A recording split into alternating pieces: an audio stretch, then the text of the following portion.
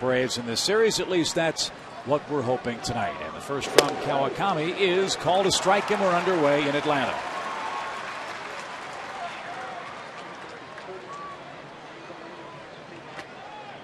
Marco Scutaro, 5 homers, 20 knocked in. He's batting .280 on the year. Former Met, former Athletic, and now the 7th different opening day shortstop for Toronto in the last 9 years. Well, he might be their opening day shortstop for a couple more years the way he's playing right now. Tied for first in the major leagues in runs scored with 36. And a hefty .401 on base percentage for the Jays. A fly ball right at Jeff Francoeur in right, and a good start for Kawakami. 1 down. Here's the rest of the Atlanta defense tonight, along with Francoeur in the outfield are Garrett Anderson and Jordan Schaefer. With Chipper out of the lineup, the third baseman tonight is Martin Prado. He's flanked by Yunel Escobar, Johnson, and Kochman on the right side. Brian McCann doing the catching. There's Martin Prado. Chipper Jones, hopeful of playing tomorrow, may have to have a cortisone shot in that toe. That does not sound very pleasant. Here's Aaron Hill, and he flares one into shallow center. It'll carry out to Schaefer, and a very easy second out.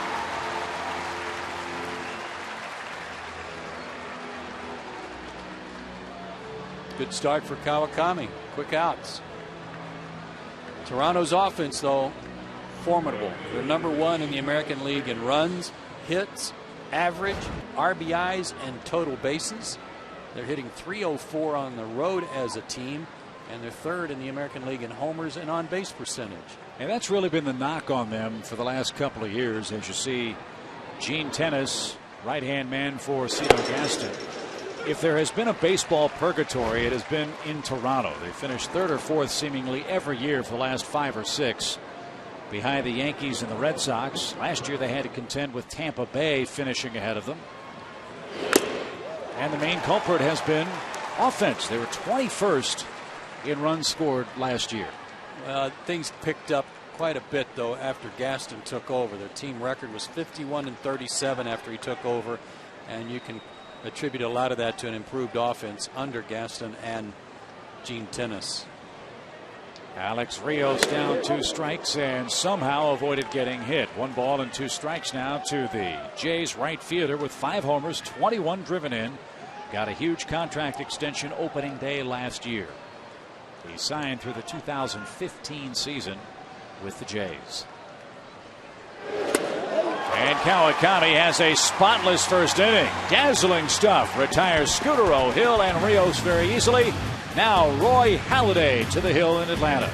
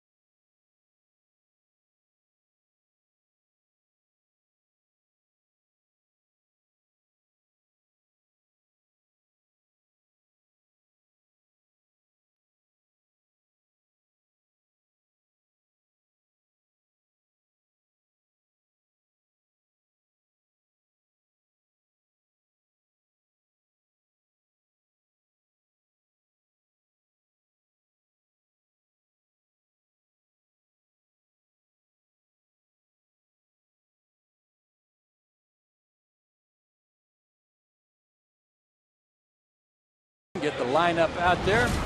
And for Atlanta, Yunel Escobar continues to play well. Last 5 games, good numbers for him. Casey Kochman, then Garrett Anderson in the 3 spot with Chipper out of there, followed by Brian McCann and Kelly Johnson. Martin Prado will bat 6th. Then the bottom third, Frank Schaefer and Kawakami.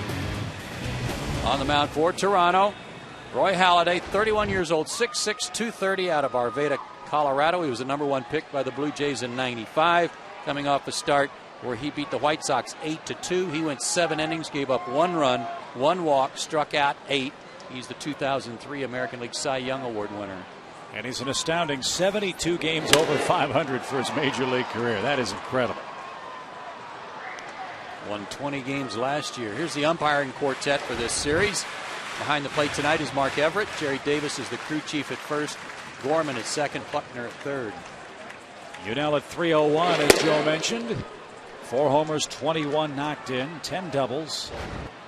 No triples so far this year. And a count of 1-1 to Roy Halladay. What makes Halladay so tough? As Scott Rowland handles his first chance at third. 1 man down. Well, he pitches to contact. He'll rack up a lot of strikeouts, but he's going to get a lot of ground ball outs tonight. And his slider is not a conventional slider in a John Smoltz sense. It's just a real hard cutter. It breaks more than a normal cutter, so it's in between a cutter and a slider. But his out pitch is a curveball, and it's a beauty, and certainly a good enough fastball. 95 ground outs, tops in the American League. And here's one of the Braves that has faced him. That's Casey Kochman, 2 for 12 against Halladay lifetime. And it's not Halladay, but it is Halladay. And if there's an advantage for the Braves, they saw 9 innings of this last night from Aaron Cook. And yeah, you hope the result's a lot better for Atlanta. Cook was just overpowering at times. What, 20 ground ball outs? Yeah, he retired the last 16 in a row, and amazing. He was just working the Braves hitters over all night, working the slider, the left-handed hitters with the changeup right down and away. That sinking action.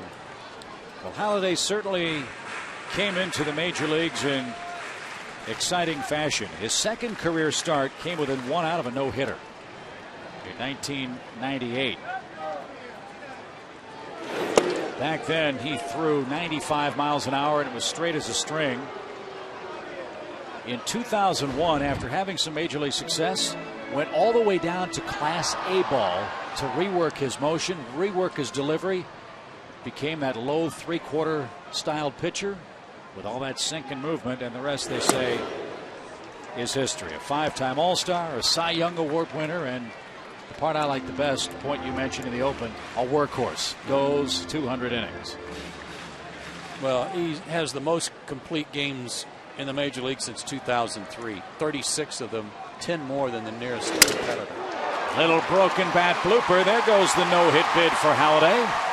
And Kochman aboard in front of Garrett Anderson in the Atlanta first. Braves will take about 15 broken bat flares tonight. Figuring that'll parlay into something. That was the cutter, and it came in, broke his bat, but Casey fought it off. So the man that's faced Halladay the most and had the most success is the man now in the batter's box. That's Garrett Anderson. 10 for 32 lifetime with a couple of home runs. Garrett had his 7-game hit streak interrupted, but he's hit safely now in 7 of 8. Boy, they're really playing him to pull. Scott Rowland almost over to shortstop, giving him the third base line. Yes, he's seen Roy Halladay more than any other Brave, but they've seen him more than any other Brave too, so they might know how to play him. That's a good point.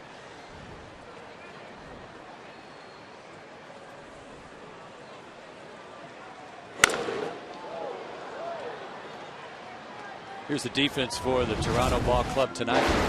Their outfield has Adam Linden left, Vernon Wells, an outstanding center fielder, and Alex Rios in right. Around the horn, Rowland, Scudero, Hill, and Overbay. Rod Barajas, a veteran, behind the plate. Quickly, 2 strikes on Garrett Anderson. And that one off the plate, a count of 1-2. Our game is going back to Toronto tonight on Peachtree TV. So how's it going, eh? Yeah. Those not watching the hockey playoffs, And the minor league hockey playoffs.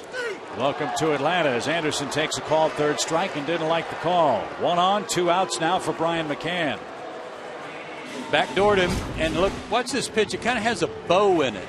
It's not a real snappy slider. It just kind of has almost like a bow and arrow, like a bow bent to the plate. Kind of sweeps in there.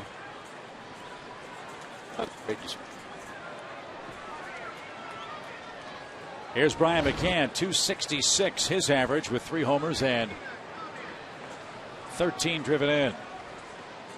Look at how they play McCann. First time we've seen an opponent play that radical shift with 3 defenders between the first base and second base bag against Brian. I don't know that that's I like this because you don't often see Brian hit the ball on the ground to the left side. And look at that. Tries to shoot one to left and nearly spoiled the party. He'll hit a ball deep into the left field corner on the fly, but do you ever see him hit a ball on the ground to the left side? No. I mean, only if he's reaching out and trying to protect the plate, just to flip the bat that way, but not to go that way deliberately.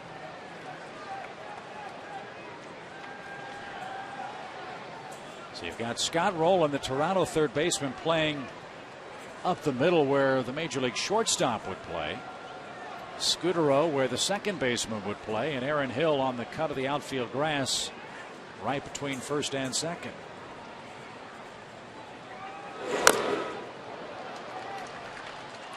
When you look at McCann's placement of hits so far on the year,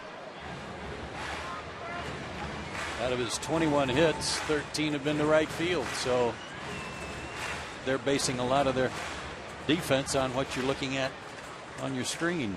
What's funny, though, the infield defense has him playing to pull. The outfield defense has him slightly the opposite way. We'll see what works with this 0-2 pitch.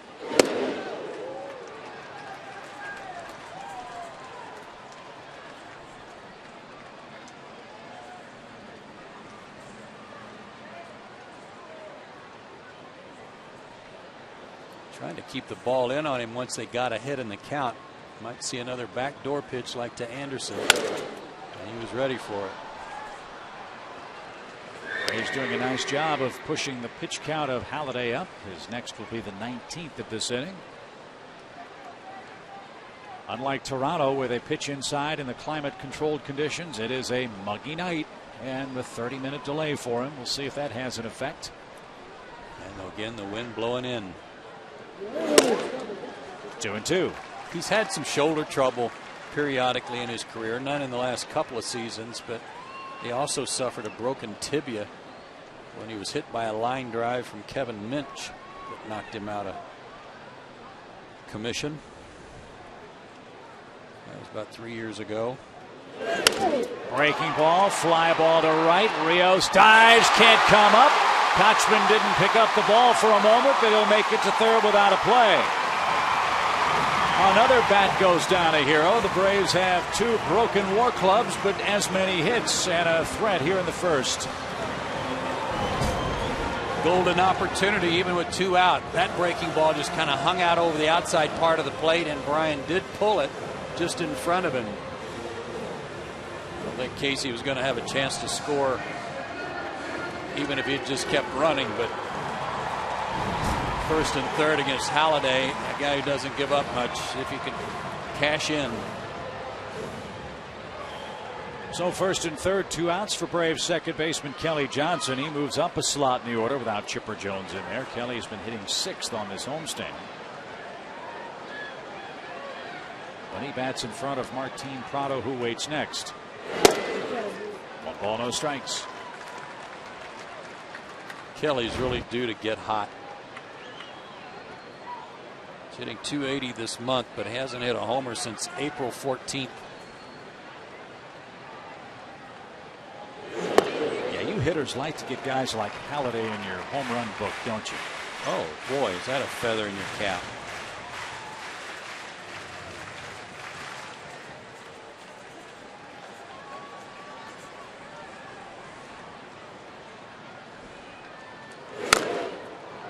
Ground ball up in his eyes, and he couldn't lay off. 2 balls and a strike.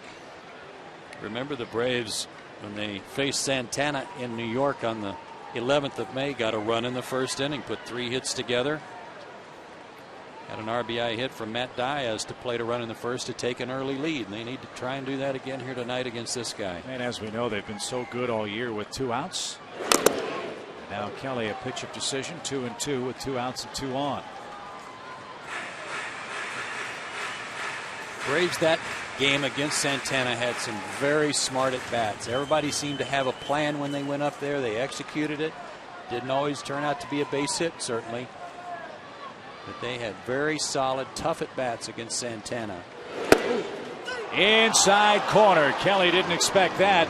And Halladay paints the edge and strands a pair in a scoreless first inning here at Turner Field in Atlanta.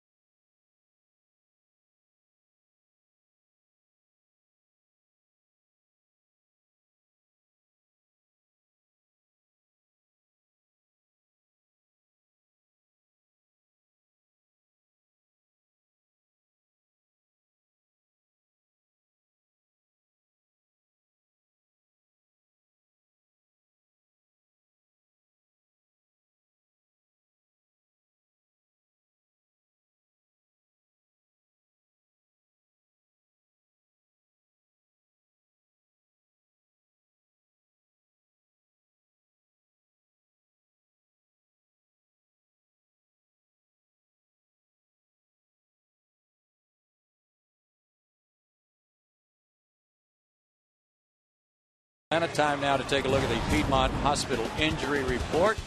And a crushing blow the other night as Omar Infante suffered a broken hand. He will be out a couple of months. Chipper Jones day to day with that injured, what's Bubba call it? The large toe? The great toe. The great toe, thank you. Yes. The great toe that he stubbed at first base last night. And don't forget, you can get the perfect balance of health and care at Piedmont Hospital, the preferred healthcare provider of the Atlanta Braves. Visit PiedmontHospital.org. So if you have a sore great toe, does that make you the Sergeant Holka of your team? It does, no question. Well, hopefully Chipper will be able to show his stripes tomorrow in Game 2 of the series. Kawakami is spotless first, and Vernon Wells will start things off. It's been a roller coaster year for Wells. His average at .268. If you want to keep an eye on something tonight, if you're watching at home, these hitters for Toronto, they lead the major leagues in putting first pitch in their at bats, first pitches in play, with a .317 batting average. So they're very aggressive, and that was something that changed, I believe, last summer, Chip, when these guys took over, Gaston and Gino Tanachi. Yeah, they changed their entire offensive philosophy from a take first, swing second approach to swing at the first good pitch you see. And that, I would assume, is a reflection of not only Gene Tennis, but Cito Gaston, 2 terrific hitting coaches. Yeah. Yeah, this offense certainly has an advantage of having guys like that overlooking their swings on a day-to-day basis. You basically have 2 hitting coaches watching. A ball and 2 strikes to Vernon Wells. He too signed long-term through the 2014 season, and he's a 2-time All-Star with the Jays. Wells patrols center field up at Rogers Center,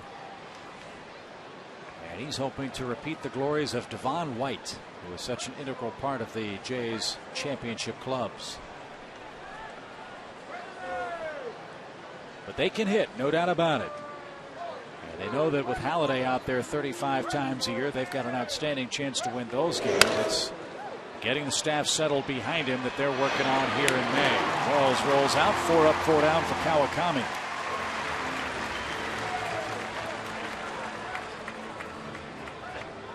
A lot of debate just a couple of 3 years ago when Andrew Jones was with the Braves and these two teams were playing in interleague play about who might be the most valuable center fielder in each league. And the debate was between Vernon Wells and Andrew. And that was about the time Wells signed that long-term deal.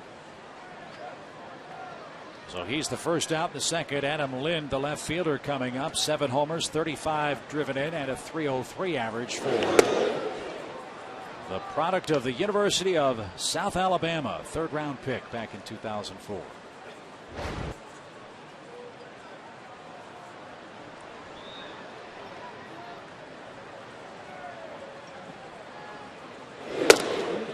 He's been up and down with their club for the last 3 years, but I think he's here to stay because even though his strikeout totals are high, he's got 34, the most on their team. He's got a lot of pop in his bat. They like him a lot. 3rd round draft pick a few years ago. Reaches out, pokes that ball to left, but Anderson is there.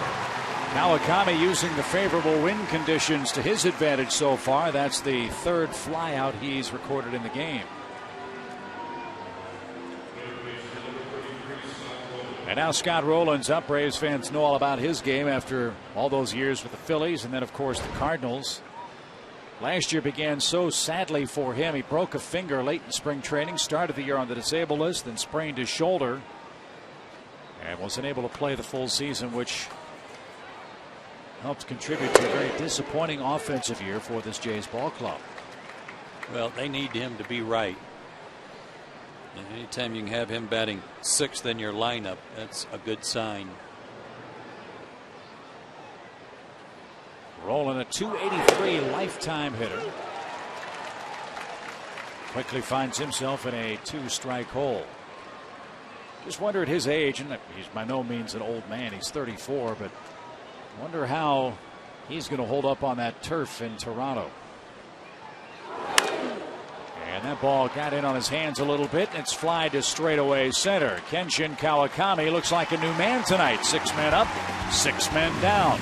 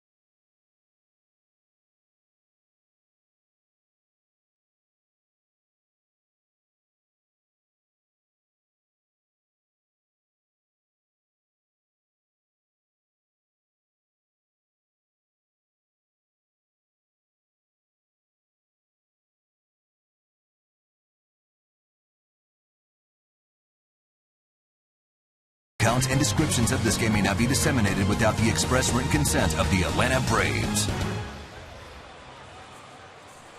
Beautiful night at the Chop House tonight in Atlanta as we've reached the 8:30 mark here on the, what's today? 22nd? 22nd of May. Hard to believe. June's right around the corner. Can you believe that? Wow. 1 ball, no strikes to Prado.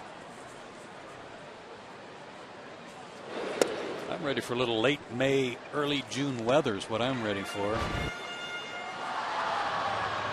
What do you can play? What'd you shoot today? Fired right at the pin, I'll bet, all day. I was all over the stick today. And Halladay, 3 balls, no strikes. Well, this is the kind of weather you like, man. Greens are nice and spongy. Put the tour spin on the ball. So was my putter. My putter was a little spongy, too. Oh. That's not so good. 3 balls and a strike. I wish you'd called me, knowing that now.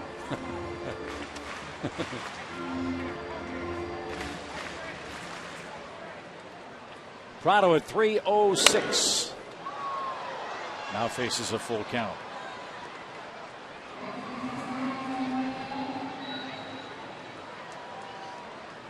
Lefty's hitting .221 against him. Right-handers actually a little better, .268. He's given up 5 homers, 69 innings. There's that ground ball that he features so mightily, and he rallies from a 3-0 deficit to get Martin Prado softly 1 man down. And fans, it's time for the know-how question of the game, built by the Home Depot. So if you have a question, send us an email, and if chosen, we'll answer it later in the game. And here's where to send that email. Send it to braves@peachtreetv.com, and please tell us your name and where you're from. And remember, more saving, more doing. That's the power of Home Depot.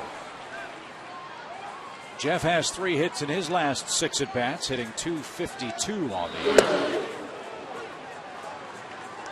And takes a called strike.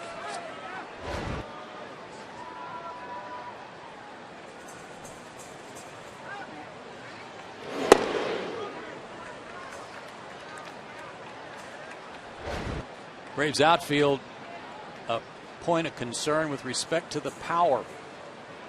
Combined, they only have 7. That's the last in the major leagues.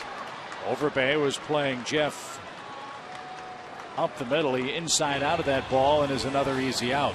Just 2 stolen bases, also last in the major leagues.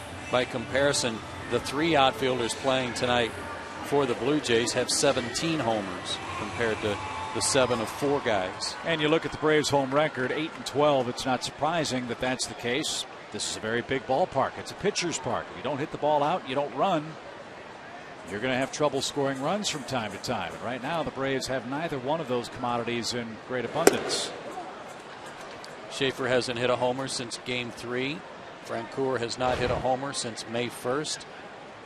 Garrett Anderson has not hit a homer since last September.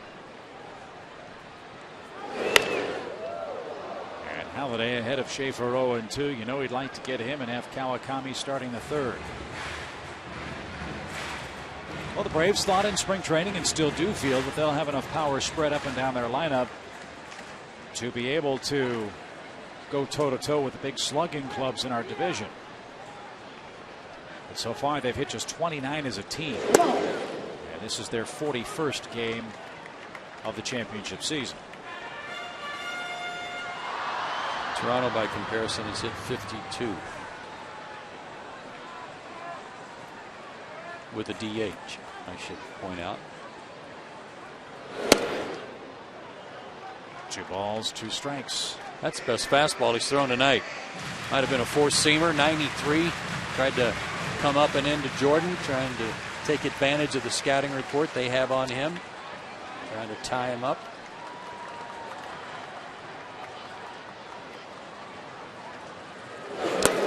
And Schaefer's down on strikes for the 50th time in this his rookie season. That is the 3rd strikeout for Roy Halladay. We're hungry for some offense. Hopefully it won't come in the top half of the scoreless 3rd inning.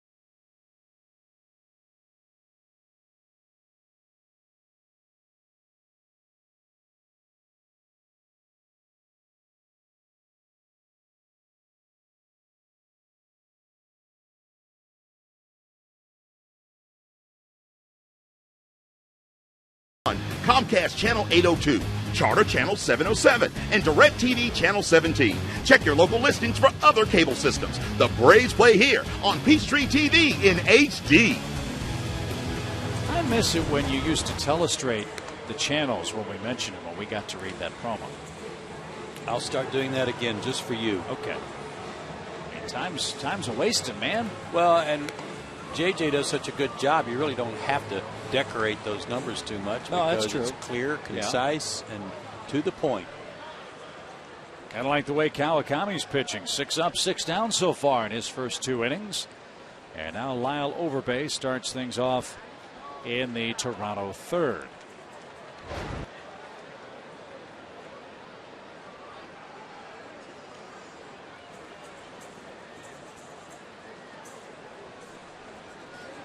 Come on, Lyle, quit gabbing and start swinging. Yeah.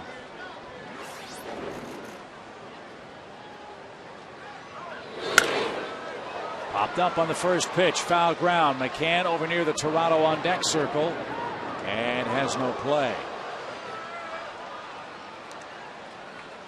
First pitch hacked there by Overbay. And this is a pitcher they've never seen before. Maybe in spring training. I'll have to check and see if Kinchin pitched against the Blue Jays while down in Orlando.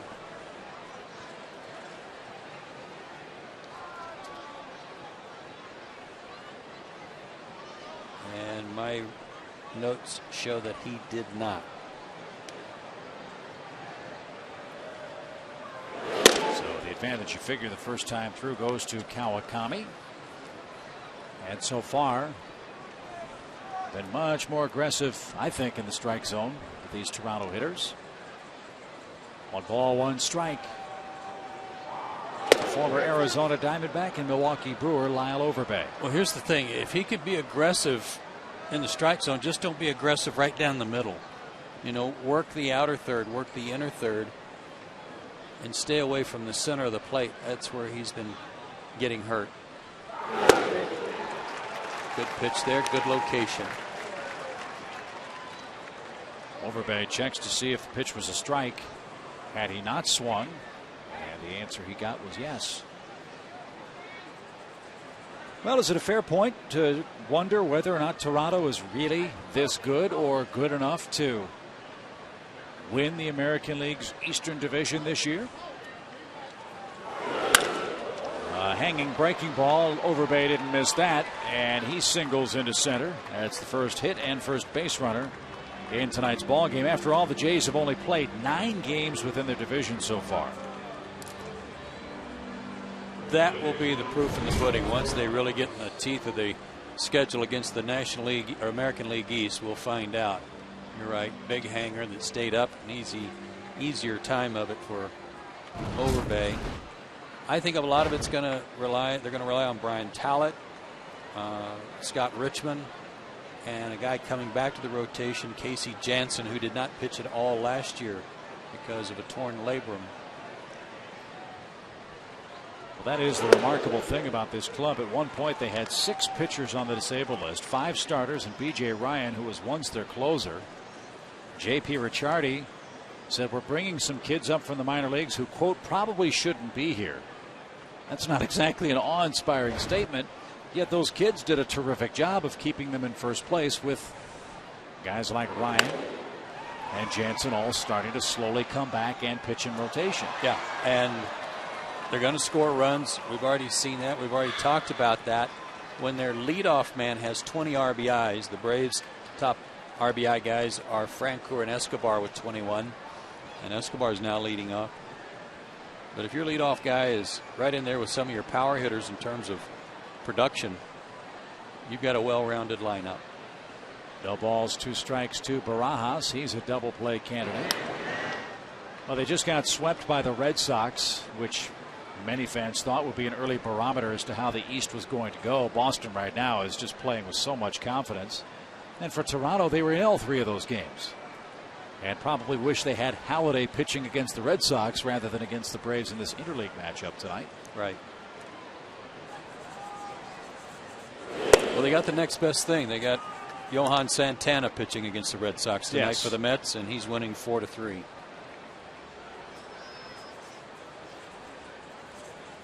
One ball, 2 strikes to Barajas. He's hit safely in 4 consecutive games.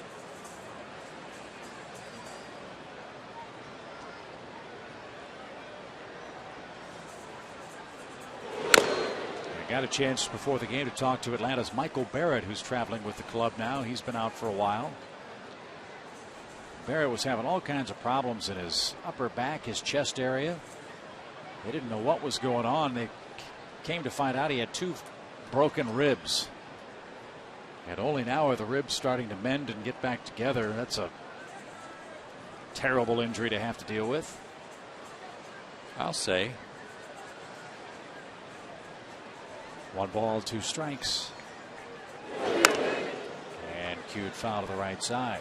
Has he got any idea how it happened? I mean, if you think you just got a back problem and all of a sudden there's broken bones. Well, he was sore. I can't remember what happened and how he got hurt. I don't know if it was a play at the plate. I know it had nothing to do with Carlos Zambrano, because Carlos is with the Cubs now. But from my understanding, they couldn't see why he was hurting. They had to take a couple of extra MRIs, finally figured that out. Now the ribs are healing and he's feeling a whole lot better. And he said not playing while the team's playing well is the worst. That's even worse than the injury, as I'm sure you would agree as a former player. Right. Well, he'll be an asset when they get him healthy. Kawakami, good pitch there, and it's too bad that Barajas spoiled it, but a good tailing fastball at about 90 right in on his belt buckle, but he fought it off.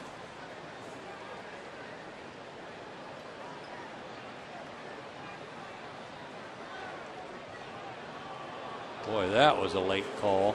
That'll draw the ire of Bobby Cox, you know. Well, and Kenshin Kawakami too. Mike Everett, excuse me, very late with that granting of timeout.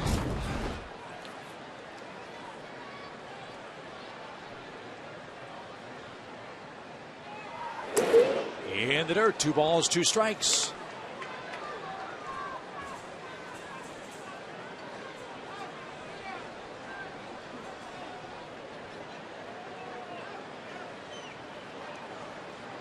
Roy Halladay, the Toronto pitcher, waits on deck. He has gone on record as saying, I hate hitting.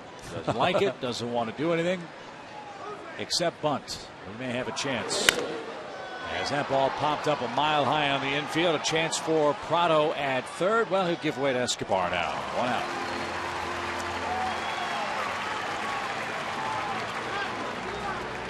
You agree it's a big advantage for the National League teams in interleague play to play in their park? I do. And I don't think it's as big an advantage when it's flip-flopped. When the National League gets to add a DH, there's no real advantage for an American League club over the National League team in that case. Yeah, it seems like if you really wanted to even it out, you play the rules the other way. I still support that. Your dad was a big proponent of that. I like that idea. They play the National League style rules in the American League ballpark, and when the AL teams come to your park, why penalize them, as they might say, the land of the ice hockey rink? Let him use the DH. And Halladay does indeed get the bunt to first. Good sacrifice.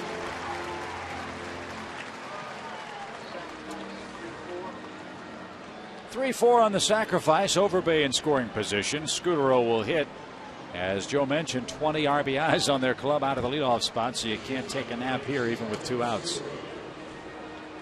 Yeah, and hitting .313 with runners in scoring position.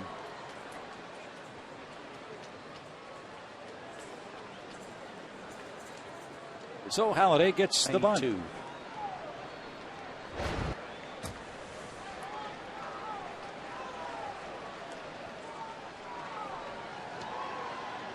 Scutaro fly to right his first time up.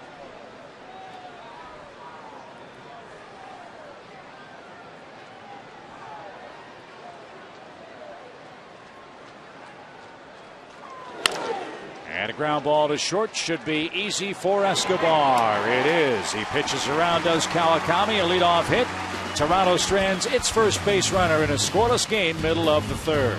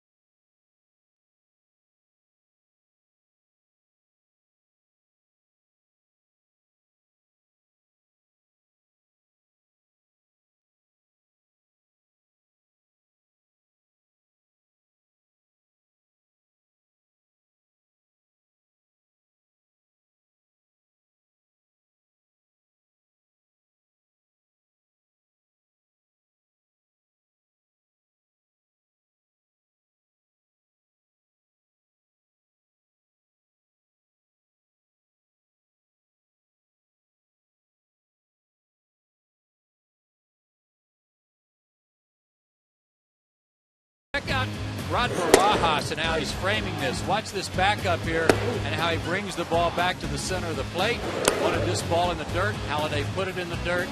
3 strikeouts, 3 different pitches, 3 different locations, all very effective. That's how you win a Cy Young Award and 20 games and throw a ton of complete games, which Halladay has done many, many a time. So Kawakami leads off our 3rd inning, and it's the Airtran Airways home run inning. One lucky fan will have a chance to win free airfare for 2 if the Braves homer this inning. Visit PeachTreeTV.com/Braves for official rules and enter for your chance to win. Airtran Airways, go. There's nothing stopping you.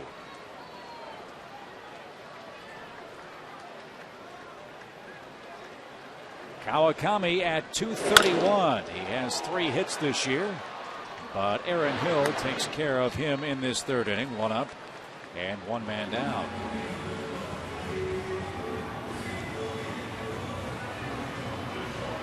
What makes watching Roy Halladay such a treat is we throw around the term #1 starter in Major League Baseball, or staff ace, or big game pitcher. It's rare, I think, to see all 3 of those monikers accurately be personified by one pitcher.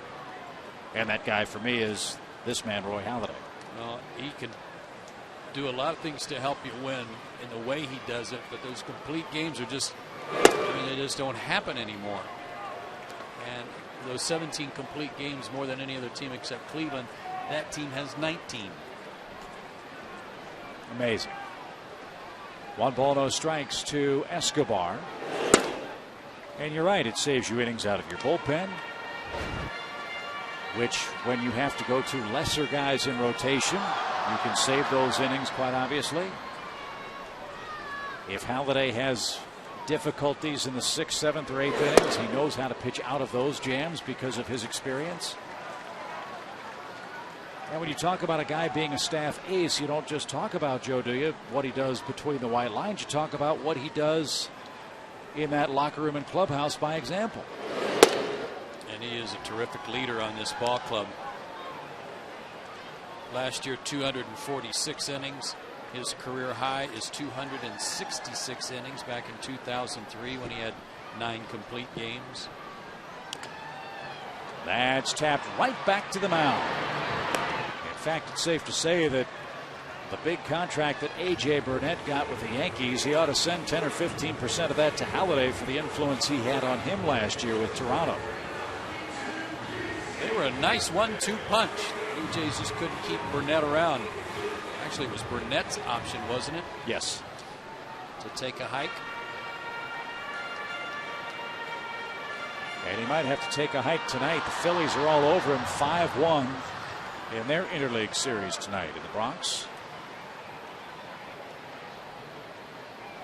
As Casey Kochman bats, he singled his first time up. What do you think the over-under for homers in that Yankees-Phillies series will be with that short porch in right in the Bronx this weekend?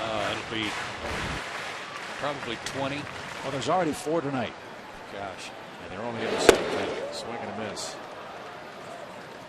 Rollins, Worth, and Ruiz for the Phillies. A-Rod, another one for the Yankees. And Chin-Ming Wong pitching in relief of A.J. Burnett tonight. He was called up from the minor leagues today.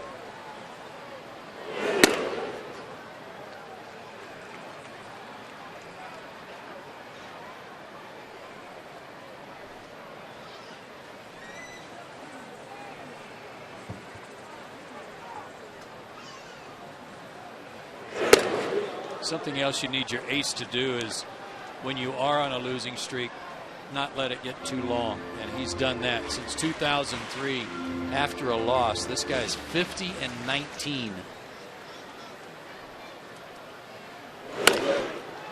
Jammed him. Hill's got it. And Halladay breezes through our 3rd inning. This has been the Airtran Airways home run inning of the game. Be sure to register at PeachTreeTV.com/Braves for the official rules and your chance to win. 4th inning in Atlanta. Halladay and Kawakami dealing early.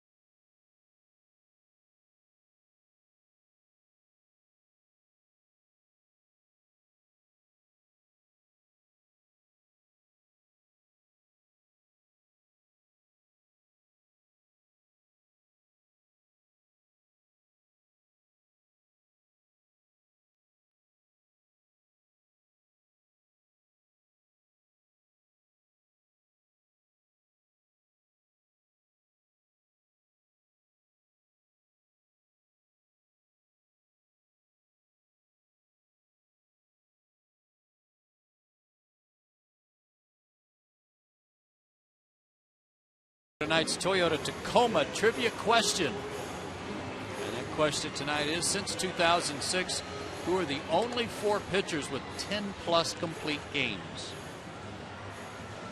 So you know who one of them is. He's pitching tonight. We've already talked about Roy Halladay. There's only 4 pitchers that have 10 or more complete games since 2006. Not in one year, but combined. Wow. 2006, 2007, 2008, and into 2009. I'm going to guess Andy Pettit. CC Sabathia. Yeah, that's a good call. Aaron Hill leads off the 4th for the Jays. Pride of Louisiana State University.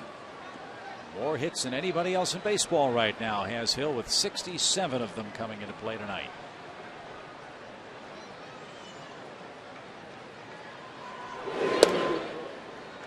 And a slow curve drops in for a called strike. 5th in the American League in hitting. Tied for 4th in homers. Tied for 3rd in RBIs. And hitting .374 on the road.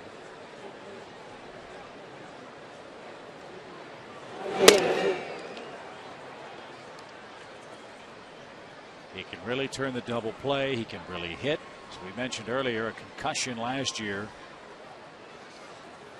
forced him to miss over 100 games for Toronto last season. And this month, 6 home runs, 6 of his 11. And another player that, again, were he playing anywhere except Toronto, and that's no offense to Toronto, but it's not a big media center in the lower 48. It's got to be a star. Very well on his way to stardom, Toronto or not.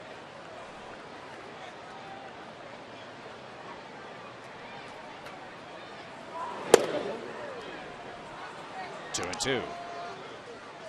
You like interleague play? Have you had enough? You want to tweak it? What do you think? I told Boog last night that as long as the fans like it, it will be here. And they really turn out. They love it. So that's all that matters. I, for one, would like to see a break. Maybe a 2 or 3 year break and then resume some interleague play. Do you ever think we'll get to the point where baseball is like the NBA or the NHL, where every team plays everybody at least once a year? I can see that happening. I'm not sure how you would do it. Shorten the series, I guess. Prado handles and makes the play. There's your first out. Hill is retired. Here's some numbers on the overall interleague play up to the minute. I don't know how you feel about the winner of the All-Star game representing Game 7 or hosting Game 7 of a potential World Series game. Stinks. I think the league that wins interleague play should do it. It's been the American League by a pretty wide margin. Yeah, that would be I think a fairer way of doing it instead of using an exhibition game. But that, I guess, is really the issue of interleague play in and of itself, is the fundamental fairness of it. If your division happens to be playing a league that is going to have, or a division that's having a down year, that's a huge advantage for you. But I'd like to see a schedule where every year you play the Yankees if you're the Braves. One year you play them in New York in a 3-game set. The next year they come to your place. See, I'm over that. I'm ready for there to be a break on that stuff. No, but I'm saying you play Seattle. You play every team in the American League. Yeah, I don't want to do that. I think that dilutes the specialness of your league if you do that, personally. But isn't baseball already doing that with the umpires, for example? Yeah, but that's not the players. Nobody pays to come see which umpires are working tonight. No, but I'm just saying the blending of the leagues and the distinctions between the National and American League with free agency and trades and the like. I mean, we don't even have league presidents anymore, so is that still as big an issue as it was back when you played? No, there's not that that blood and guts rivalry in the All-Star game that used to exist either.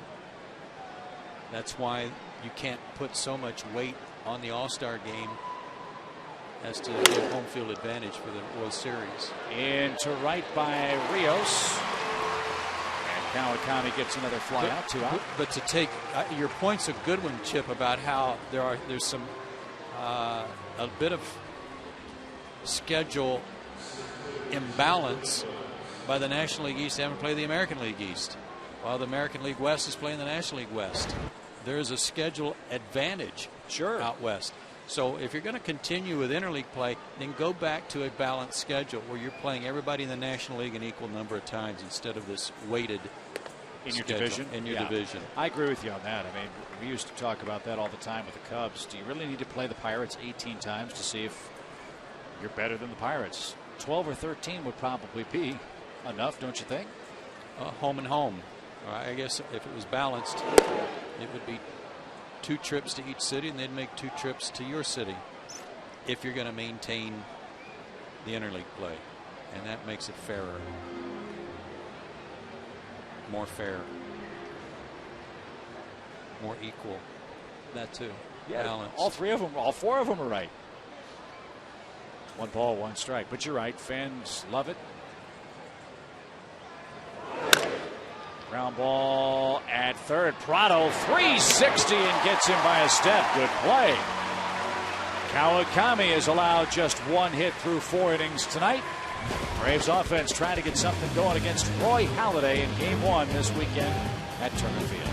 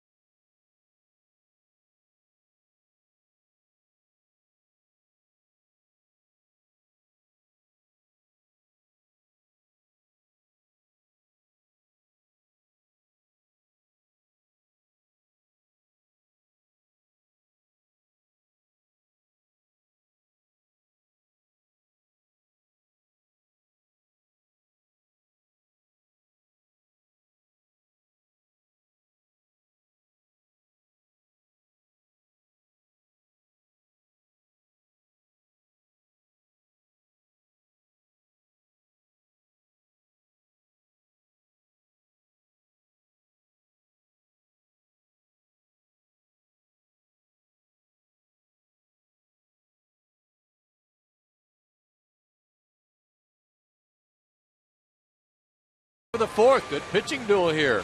Roy Halladay and Kenshin Kawakami. Time for the answer to the Toyota Tundra trivia question. 4 pitchers who have 10 or more complete games since 2006. I'm saying Halladay. And Sabathia. Well, I had that right. I never would have gotten Aaron Harang. No, me neither. Diving try, Roland. Scooter off balance, and his throw off target. Infield hit for Anderson.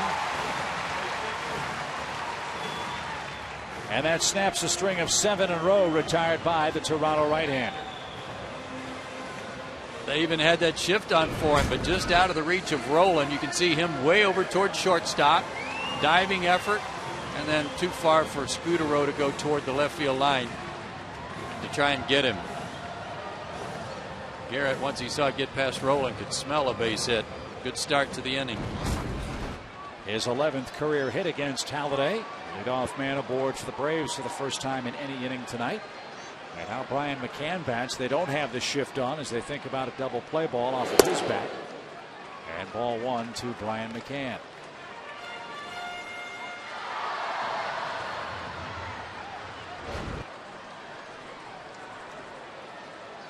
Well, we're going to have fireworks after the game tonight. How about a few during? And there's a start. McCann with a base hit to right. He's 2 for 2.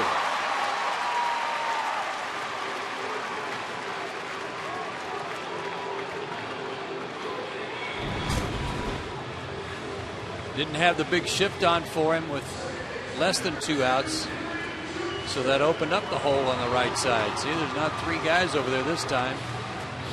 Brian able to punch one through there. Brian now 15 for 40 this month.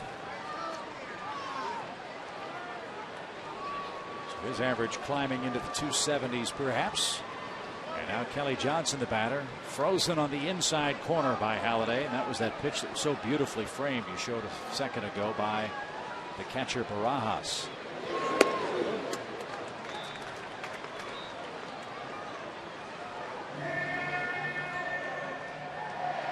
Kelly, if you think about that bunt play, does have 2 sacrifices this year. And spent most of the early weeks of the season as the Braves leadoff man. Says he feels a lot more comfortable batting in the middle of the lineup where he can be a run producer. And he's trying to push that ball right to Rolen at the third base bag and fouled one off. As we watch that strikeout pitch again, I want you to watch Barajas and watch how he brings the glove back to the center of the plate. That made that pitch look like it moved even more. It made it look like it really came back across the plate and helped the umpire make the call on behalf of his pitcher. That was a catcher doing some good work for his starting pitcher. Popped up by Kelly. Now the count to him, 1 ball, 2 strikes. And that was a logical second attempt, because on the first bunt attempt he tried to really soften it and try to place it down the third baseline, bunted it foul. So he did the right thing there. He's going to try to bunt it harder and make Rolen field it, and just cracked it. How do you bunt against a guy like Halladay whose baseball moves a foot? You've got to be patient. It's almost like you're taking a pitch. And he takes another called third strike. Same pitch that he struck out on before. So he couldn't get the bunt down. That hurts. 4 strikeouts for Halladay. Look at this gem over the inner half. Let's see.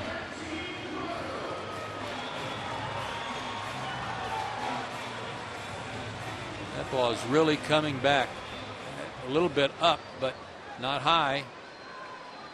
Boy, you're right about Barajas. I mean, does he have a soft glove or what? I mean, just an ever so gentle guiding of the ball back into the strike zone.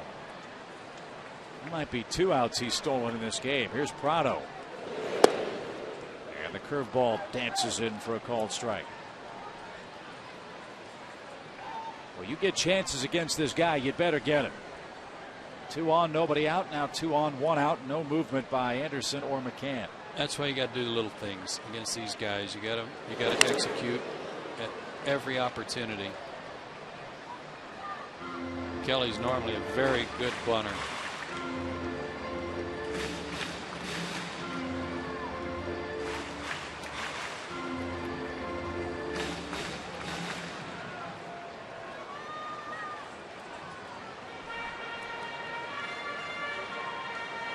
Bobby Cox, when he managed Toronto, had a stud ace of a pitcher too, a guy by the name of Dave Stieb.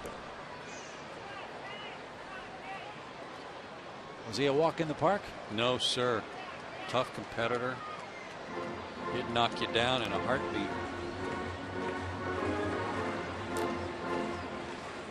Martin Prado in the past, and we've been talking about this in recent days, how he always was kind of a right field, a right center field hitter. He's got 1 hit to right field this year. Everything else is to left. 14 hits to left. Took a shot at right. Hill gives ground. He spins and fires with a nice play.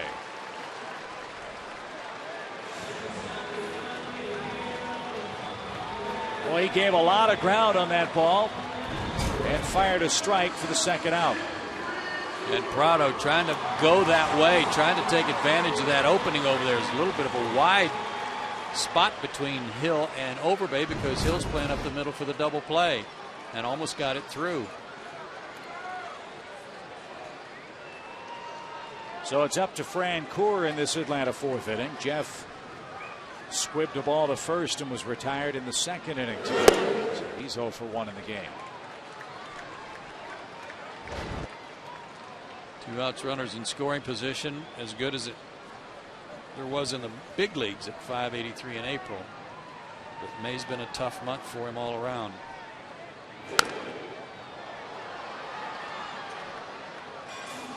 And on that particular pitch, that was kind of a swing like at an 0-2 count where you're trying to guard the plate, be defensive. The count was 1-0. If it drops in for a strike, so be it. But that was not a good pitch to hit unless it's something you're looking for. Driven into right center field. Pretty well hit, but Rios is under it. The Braves got 2 straight hits to start the 4th inning, and Roy Halladay stranded them both. Atlanta's left 4 men on base in this game, and we are still scoreless heading to the 5th.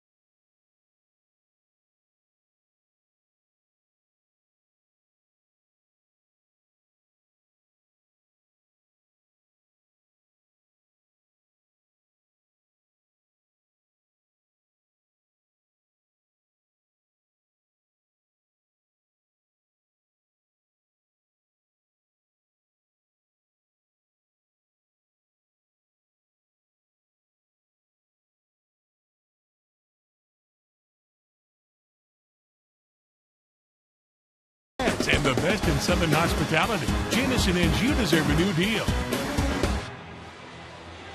Chip and Joe back with you from Turner Field in Atlanta. We've got a scoreless duel. Kenshin Kawakami facing the Jays for the first time has looked very good. He's held them to only 1 hit in the first 4 innings tonight.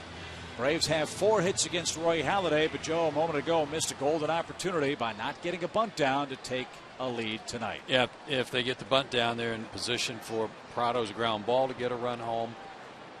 And maybe they play it a little different defensively. The infield might have been in which case he might have gotten 2 runs in. Both guys on their game tonight. Kawakami very impressive tonight. Only 1 hit allowed. He's retired 6 in a row and starts with Adam Lind in this 5th inning now. And Lind takes a ball, 1 ball, no strikes. Rodney Vaughn producing our game tonight. Doing his usual great job downstairs. Our other producer on Peachtree TV, Glenn Diamond, not with us this evening, but a special evening for him and the family. Jessica Diamond, high school graduation. It's outstanding. Hard to believe that baby Jess is graduating tonight. So congratulations to her and to Glenn, Nancy, and Ashley as well this evening. Ground ball deep short. Escobar loves to show off that arm, and why not? 1 out. Kawakami racking up some ground balls now. 6 of them.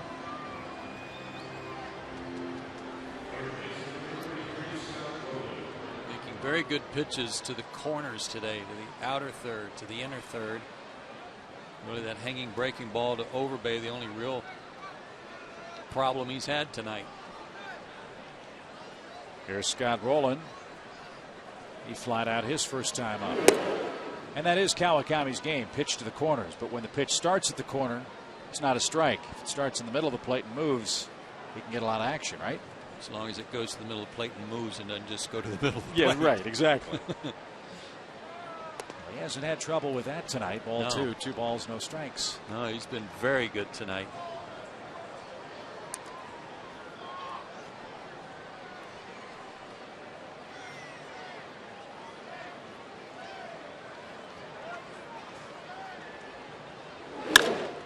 Towering fly ball to left. Lazy can of corn for Garrett Anderson. Rolling 0 for 2. Something else he's improved on, Kawakami I'm speaking of, are the home runs. He gave up 5 in his starts in April in 21 2/3 innings. He has not allowed a home run in May in 20 2/3 innings.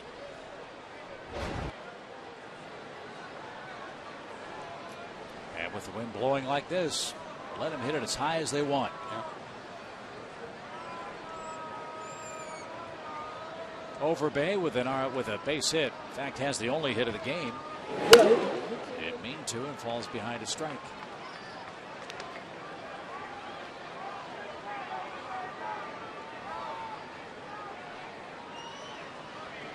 Overbay's average a lot lower than you'd expect to see for him, under 250, but he's beginning to come around.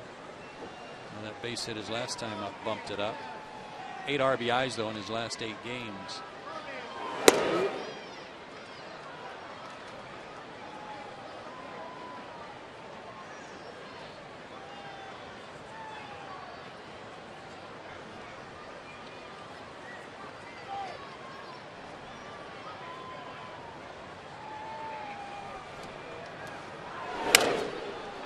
You mentioned their strikes. Sorry, Chip. You mentioned their turf at the Rogers Center, the old Sky Dome, and there's just so few of those ballparks left that you wonder how much of their team offense was built around that prior to Cito coming back.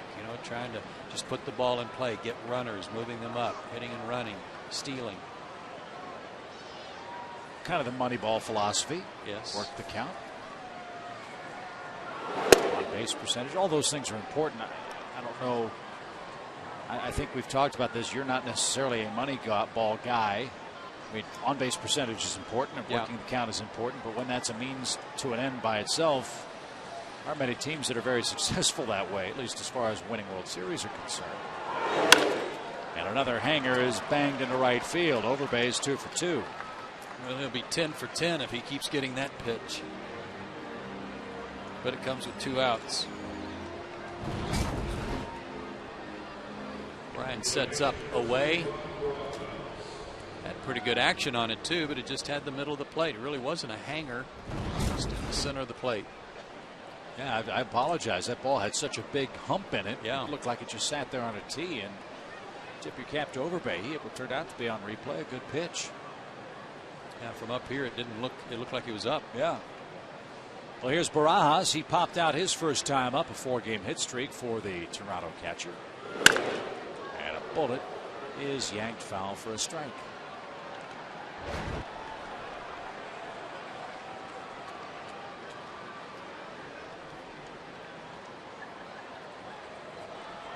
This NL East race figures to be a 3-team affair now. The Marlins, after a hot start, really have fallen off.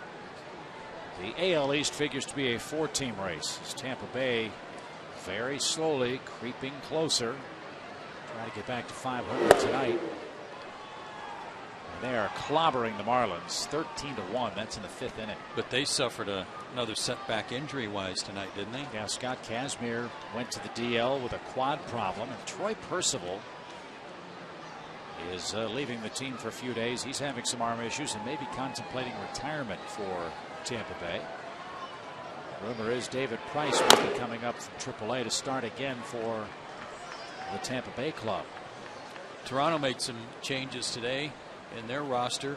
They called up and activated Casey Jansen, who will pitch here tomorrow, and an infielder, Joe Inglet.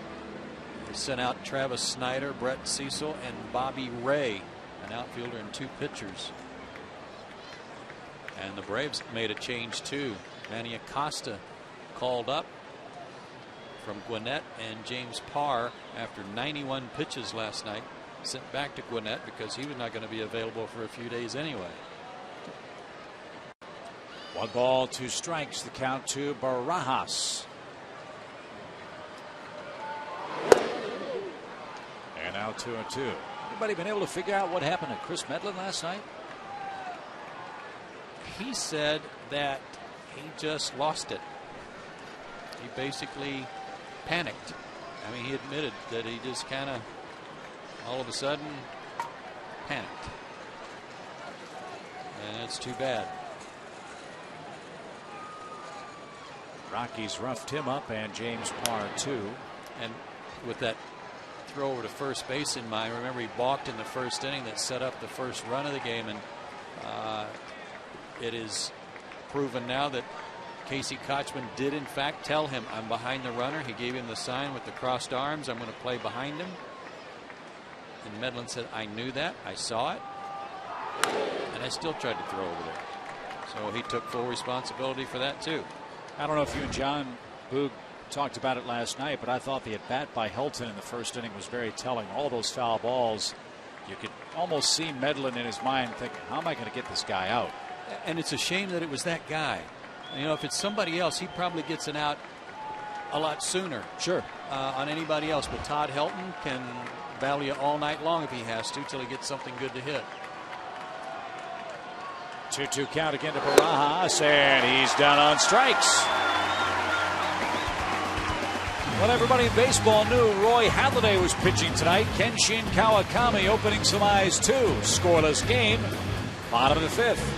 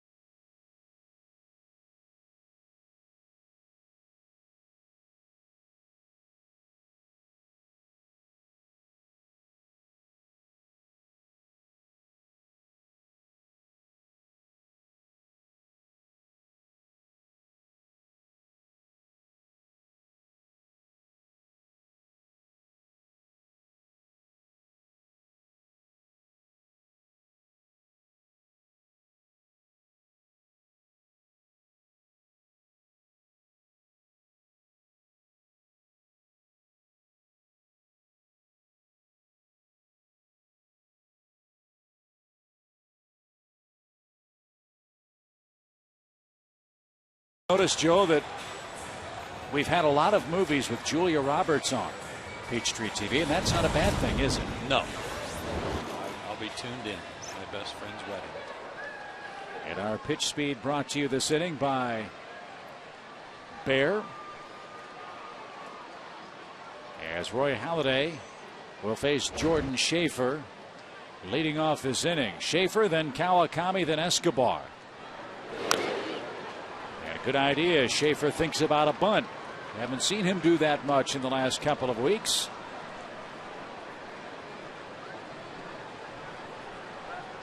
One bunt a week earns you 50 points on your batting average. It's successful.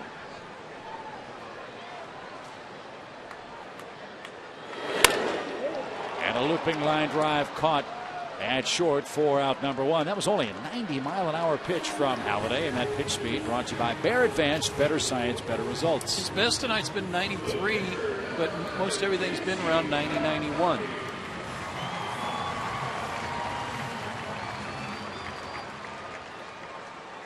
Not a flamethrower, just an out-getter. And he'll hump it up when he has to, right? Yep. His arm action is not real loose. I'm guessing that when he went back to the minor leagues and developed that kind of three-quarter delivery, and maybe it has something to do with some of his past shoulder problems too, but it's kind of a leveraged, it's almost like he doesn't get up on top and use his wrist much, but he has to get that kind of movement. Well, Buck Martinez, who works with us on our Sunday games, was the manager of the Jays when they made that decision. Halladay was straight over the top and straight as a string. And it was Mel Queen, the pitching coach down in the low minor leagues for the Jays, that said, you need to throw sidearm. And by sidearm, he didn't mean throw like Dan Quisenberry, just drop your arm a little bit. And all of a sudden, once that happened, he had 94-mile-an-hour darting action, left side of the plate, right side of the plate, and a Cy Young Award winner was born. But as a hitter, not only does he have the stuff, but I like the way he hides the ball. I mean, look, full shoulder turn. I would imagine it's very difficult to pick him up. A little bit of a delay in his leg kick, too, before he kind of collects himself before he comes to the plate. But watch his arm drop down into the slot.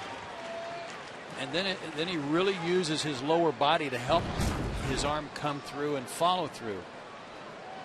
Not a real long arm action when he goes back. And a shallow right. Rios gathers under that. And Halladay has an easy fifth. The duel continues. Uno, dos, and tres. 71 pitches for Halladay through 5 scoreless in Atlanta.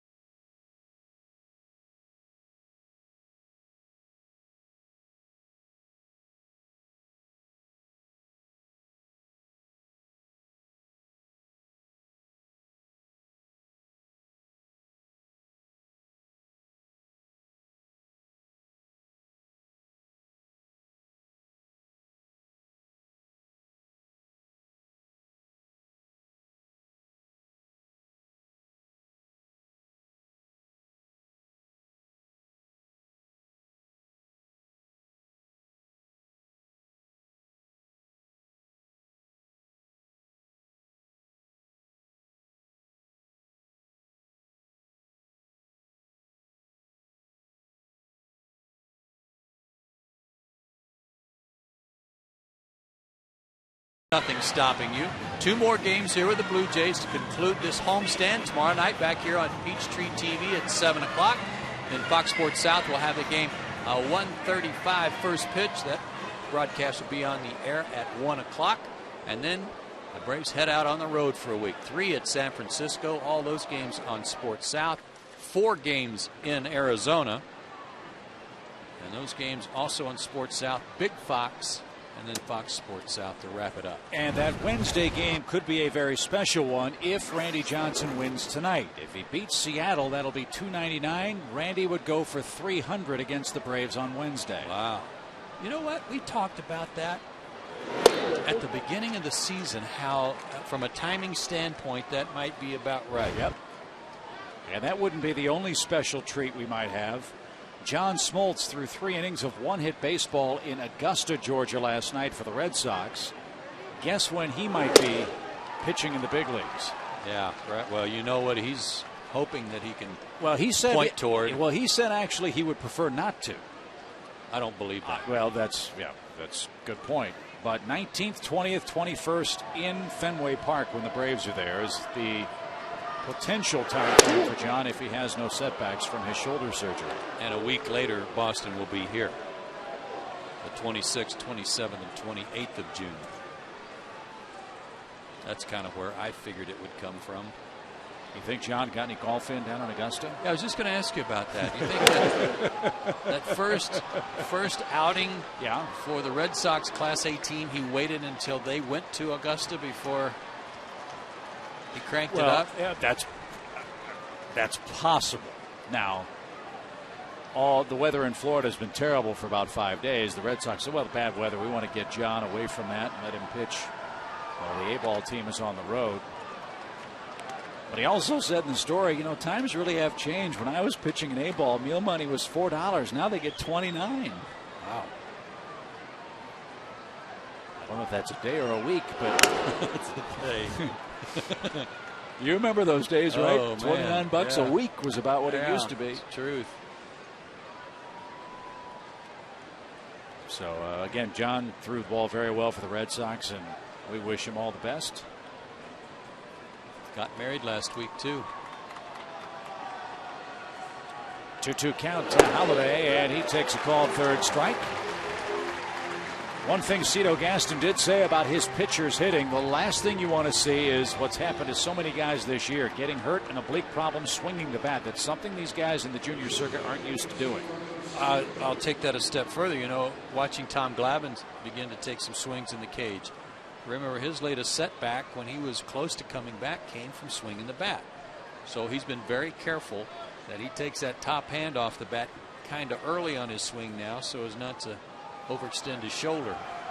Marco Scutaro, bases clear in and out. And he's 0 for 2 in the game.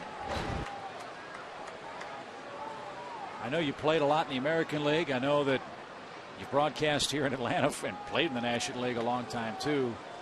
I hope we don't ever get back to where both leagues are playing with DH. I don't know how you feel about that, but I can't imagine that ever happening. And Hal Steinbrenner last year complained about Chin-Ming Wong running the bases, injured his foot, and hasn't really been the same since. Big outcry about that. Pitchers having to run the bases as 4 strikeouts in the books now for Kawakami, and 3 men in a row. Big time breaking ball here. Brian McCann said throw it in the dirt. Instead, he just made a perfect pitch with it. Got Scutaro. Doesn't Scutaro sound like just a great Italian restaurant somewhere on the wharf in San Francisco? Well, you'll find out. You'll be out there next week. Let me know. Okay. I'll check the phone book. Aaron Hill, the hitter, with 2 outs.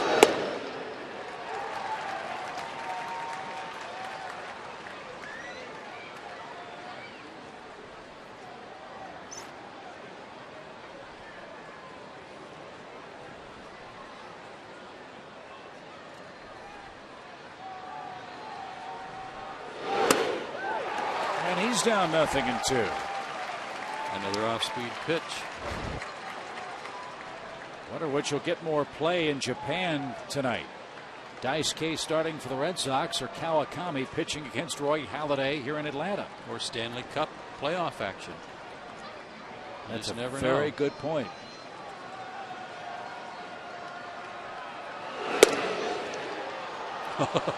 Kim Shin wanted that one. Not that he thought it was a strike. He just wanted the inning to end on a strikeout, and he tried to burn the outside corner, and then he did a little dance out there.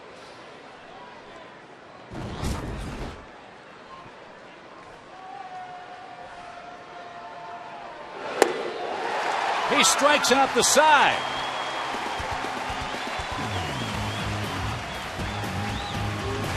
Halladay goes down looking. Scutaro swinging. Hill air conditions the ballpark. That's 5 strikeouts for Kawakami and still no score.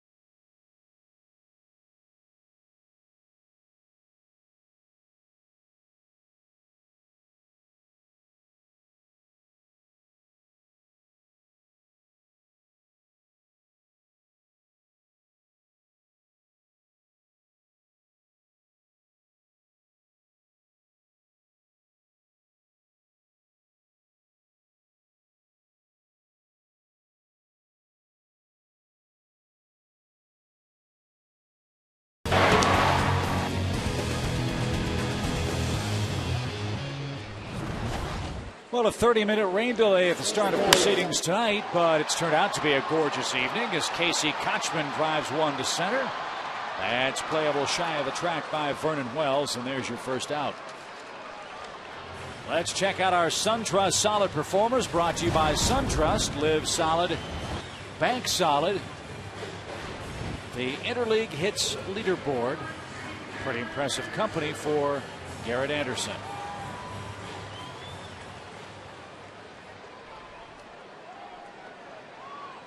And he has one more tonight. 1 for 2. And 11 lifetime hits against Halliday. He led off the fourth with a single. McCann singled. Kelly Johnson couldn't get down a bunt. Prado was robbed by Hill. Francoeur flied out, and the second Braves threat of the night was left standing in scoring position.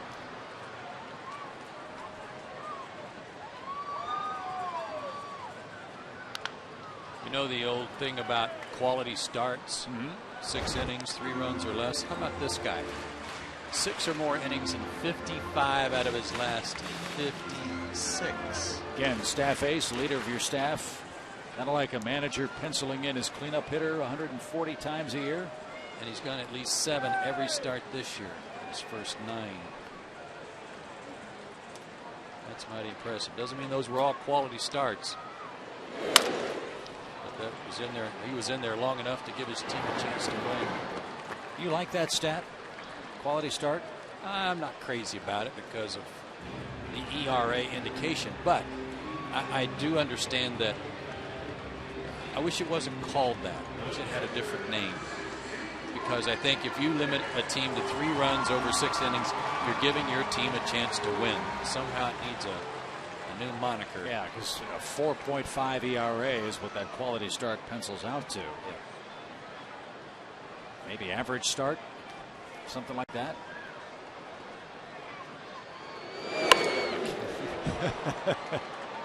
Thought about bunting with Roland playing at the shortstop spot. Maybe that'll move him around a little bit. There's only one thing wrong with that, and I know this is Roy Halladay, and you try to figure out any way you can to beat him. But Brian is one of the few legitimate home run threats in the lineup right now. And with 2 out, I want him up there going for the downs. You know, if there was a chance of him, bunting and getting on and stealing a base, okay. And I know he's got a stolen base, but I want you going for the seats. Yeah, did it make Roland move? No, he's still in that same spot. Again, the shift on right side as he moves his feet. 3 balls and a strike. So now he's got the count 3-1. He's got a hitter's count. He can force Halladay to make a better pitch to him. He can be patient and narrow his strike zone. And write that down, folks. That's only the 9th walk issued by Halladay this year. And that's in 73 2/3 innings. And again, let's watch Barajas. I don't think he cared that this was a walk. Again, because of the threat. Look at the glove. Watch the glove. Had it low and then it sinks low, but he was not really setting up for strike 2 there. He wanted a perfect pitch or ball 4. Well, let's see if Halladay tries 3 times to go over that inside corner against Kelly. You know, he's got ambush power. He might jump on a pitch early here. He tried to and finds himself down a strike.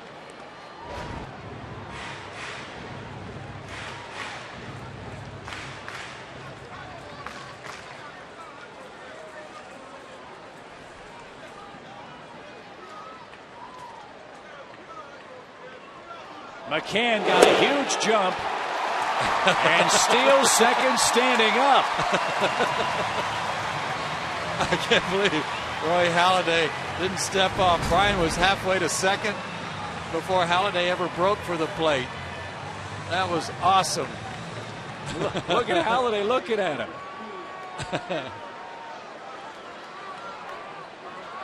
That was great. So an 0-2 count, runner at second with 2 down. And he goes outside and missed. 1-2 now. That would have been just about all Kelly Johnson could stand right there after 2 backup fastballs get him for them to go to the back door and get him. So Brian McCann now tied for the team lead in steals with 2 with Kelly Johnson, who's in the batter's box. Wasn't going to let that one go by.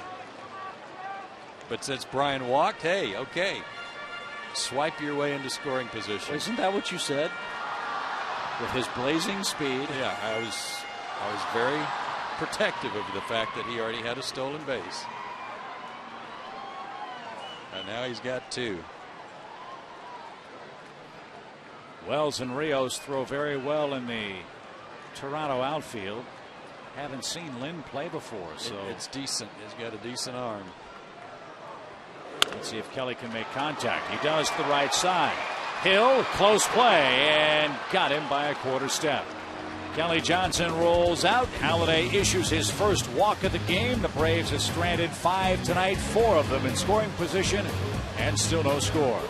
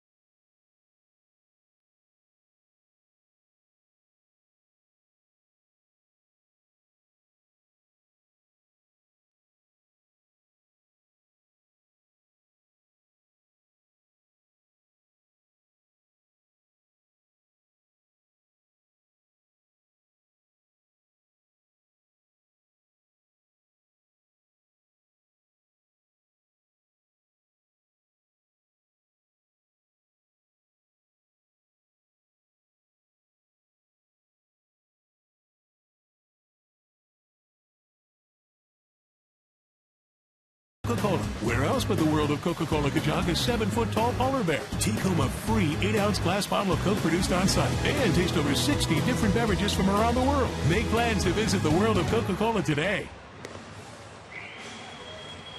Well, there's the Coca-Cola. How about a smile for Atlanta? They have matched Roy Halladay pitch for pitch. They've out-hit the Jays 4-2, but no offense allowed by Roy Halladay. He is pitching a beauty again tonight, as is Kenshin Kawakami, who has to go through the 3, 4, 5 hitters now for the Jays in this top half of the 7th inning already tonight. Dancing going on here. Braves need to do a little dancing on the base paths and join Brian McCann. That'll be one of the highlights of the year, swiping second off Roy Halladay, standing up. I'm a little upset he didn't take the bag out of the stanchion at second base and hold it over his head, Ricky Henderson style. Yeah. Rios the hitter, 0 for 2, then Wells, then Lind.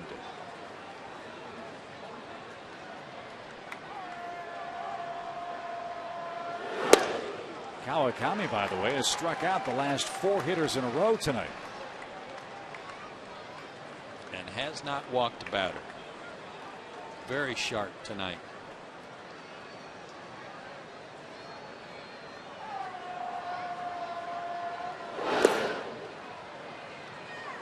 That sinks a little low. 1 ball, 1 strike. First final around interleague play is in tonight. The hottest team in baseball now is the Detroit Tigers. They've won their 7th in a row. They beat the Rockies 4-3 at Comerica Park. Rick Porcello, the young 20-year-old right-hander, has earned his 5th big league win by beating Ubaldo Jimenez tonight for Colorado. Oh, that was a good pitch.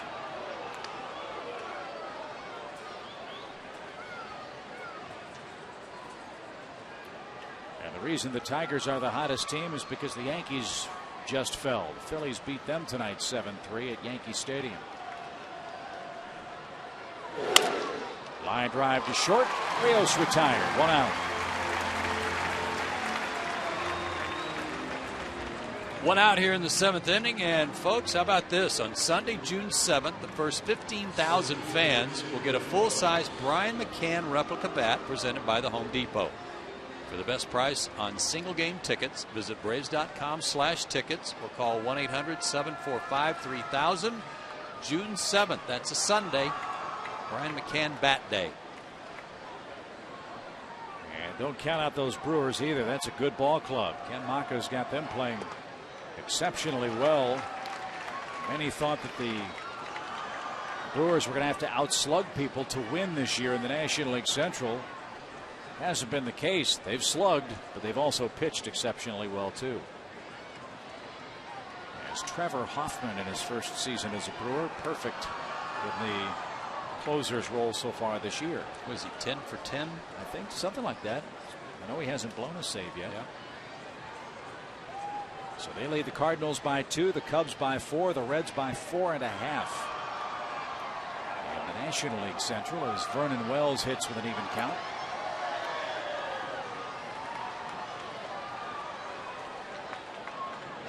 A lot of quick games tonight. Reds just won. They beat Cleveland. I like Cincinnati's team. I don't know if they've got enough offense to carry them all summer, but they've got good pitching. Again to short. Escobar to the backhand. Wells out number 2. They got good news on Joey Votto. It's an inner ear infection. No vertigo. And they think that it'll be treatable with medication. He's missed a bunch of time with dizzy spells for the Reds. They've said he's the key to their offense. Yeah, they got to have him in there with Bruce and Phillips. Al Galima tells me Hoffman is now 11 for 11 and has not given up a run and has not walked a batter. That's a pretty good formula in that ballpark, right? Yeah. Don't walk people. 2 outs for Lind. He's 0 for 2. Lind had a 6 RBI game on April 6th against the Tigers. He has 35 in total this year. He's got some pops, so be careful with him with the bases clear. Boy, a lot of first pitch strikes tonight from Kenshin too that has set up some of his off-speed stuff. So more aggressive on strike one, and that's been part of the success story tonight for him.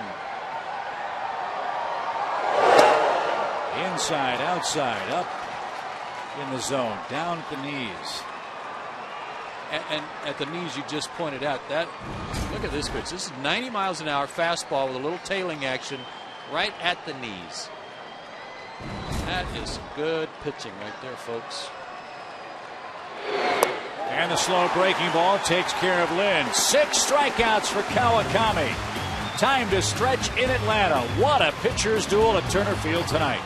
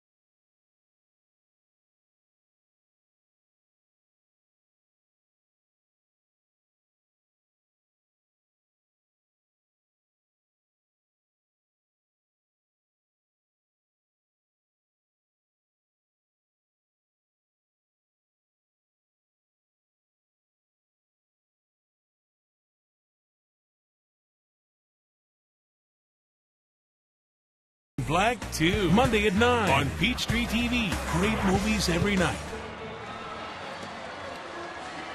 Well, here we go. Let's see if the Braves can do something against Halladay in the 7th. Not much happening through 6 unless you love great pitching, and that's what we have had on tap tonight.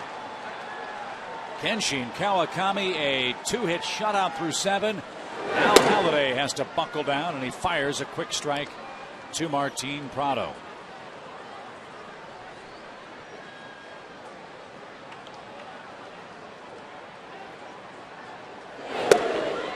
And quickly, 0-2. Let's check out who's on deck for the Braves. That's brought to you by Olympic Exterior Stain. Home begins with an Olympic finish.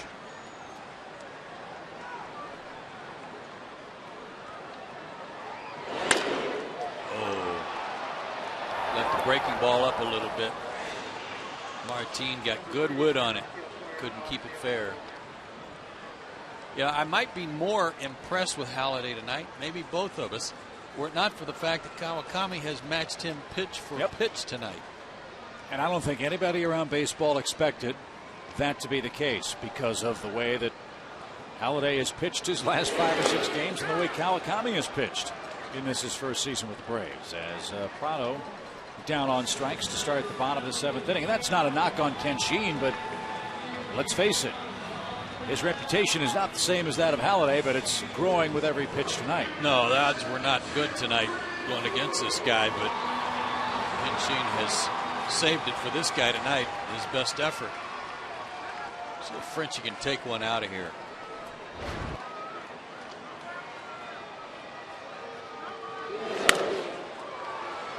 That ball pulled well foul to the left. And a quick strike to Jeff Francoeur.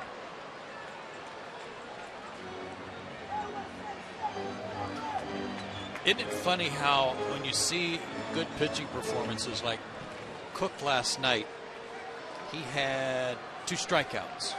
And I added it up. I think it was 19 ground ball outs. Here's Halladay tonight, widely respected as one of the top pitchers in the game. He has 6 strikeouts tonight. He's not striking everybody out. He's pitching to contact. He's making good pitches. Balls are hit off the end of the bat. That one off his glove might turn to gold, and Halladay slips and slides. Remember, we had a rain delay at the start. The infield still might be a little damp and dewy, and that cost him an infield hit for Jeff Francoeur. Well, you try to pick up a ball when it's damp and dewy, you might as say patooey, because you're not going to make a play at all. Words that are seldom strung together in a big league broadcast appear against Toronto. It just got a squirt out of his hand, too, didn't it? Make it 3 words you don't often hear together. Oh, maybe that's the start of something good. Tell you what, he's lucky not to pull a hamstring or something on that play. I'm sure that Jay's collective hearts beat a little more quickly when that play developed. Francoeur now tries to steal. High throw, low slide. And he doesn't buy the deke into center field. Francoeur has his first steal. When a guy is just mowing you down, you got to be a little unconventional. McCann was last inning, stealing without even having to slide. Francoeur swipes one. You got to take a few more chances because 1 run right now is huge. And maybe the Braves can punch one across.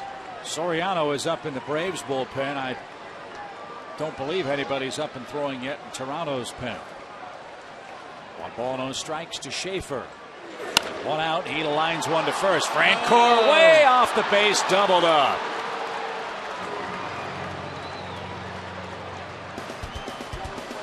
Bad base running costs Atlanta in the 7th inning. An infield hit, a steal, and then a 3-6 double play sends us to a scoreless 8th.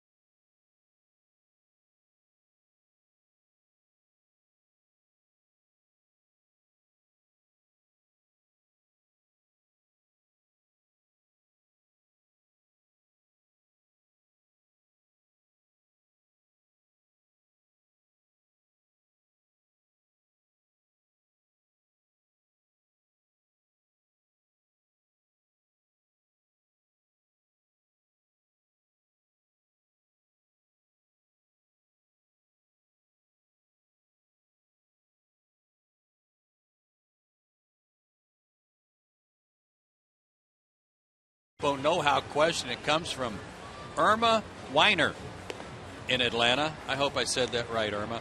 What are the duties of the bench coach? And the bench coach for the Atlanta Braves is Chino Katahia, and I'll give you a few of them that I know of. First of all, he has to make out the lineup every night that is posted in the dugout. He writes everybody's name in. He also keeps track every inning. For example, the last batter for the Braves last inning was Jordan Schaefer. He'll make a mark on the scorecard so that Bobby Cox knows who's leading off next inning, both for the Braves and the visiting team. He'll do some defensive alignment so that the guys are where they're supposed to be with respect to whatever hitter is up. And he might make some suggestions to Bobby Cox about, just reminders throughout the game about who's available, and keep track of that. And when you think, oh, wow, that's a big deal, make sure the lineup card's filled out the right way. That's Joe Madden at Tampa Bay, if that's the case, as Roland rips one to the left center field fence, and he's on his way to second. And that is a lead-off double for Toronto in this 8th inning of play, a scoreless affair to this point.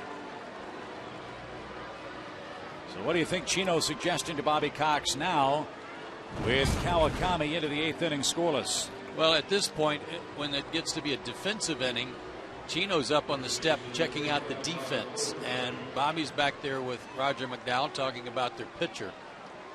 Only the second base runner to reach second base tonight for Toronto. Overbay made it there in the 3rd inning. Now, in the American League, because they have the DH, most American League teams don't bunt a lot. Toronto has just 10 sacrifices this year. Overbay doesn't have one, and this would be in a National League game a prototypical bunt situation, right? But he's a pretty good pull hitter too. If he can pull the ball to the right side, he'll serve the same purpose. Let's see what he does. Look out, that ball came back and almost got Brian McCann in the head. He was a little late on that fastball. Moylan on your left, O'Flaherty on your right. The Blue Jays bullpen is getting busy too. Scott Downs is their closer. B.J. Ryan back from injury, but relegated to setup duties at this point. 0-1 the count to Overbay. Tried to check his swing. They appeal. He went around. There's a good call. 0-2.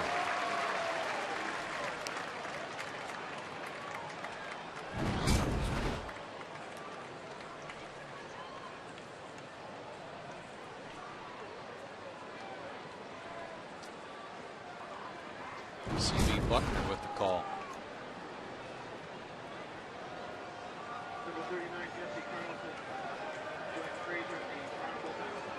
Jesse Carlson, Jason Frazier in the pen for Toronto. Moylan and O'Flaherty in the Braves pen. Who will score first?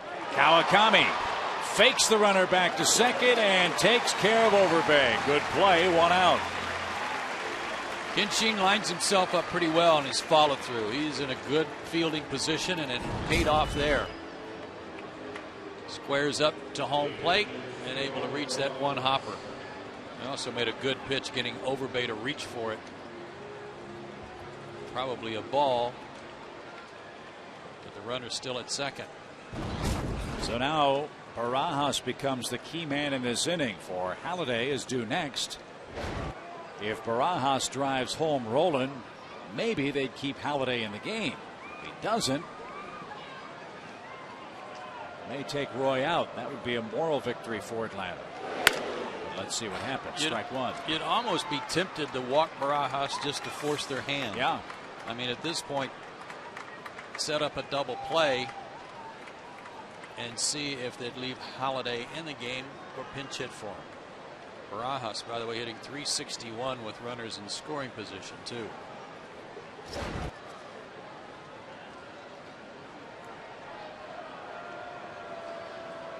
Which is pretty good by Blue Jays standards.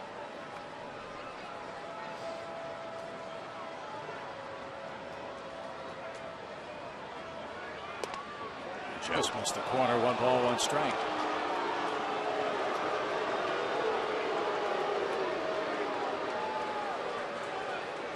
Barajas, by the way, a good fastball hitter. And in case you wondered, those were boo birds, not bluebirds. Yes. In the crowd. Thanks for pointing that out, Chipster.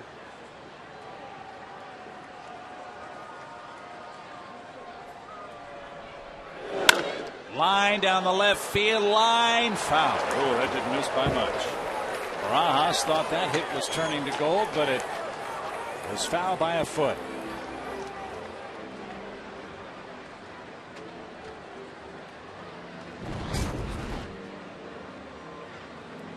Oh boy, something that was supposed to be coming back to the outside corner instead came back to the inner third.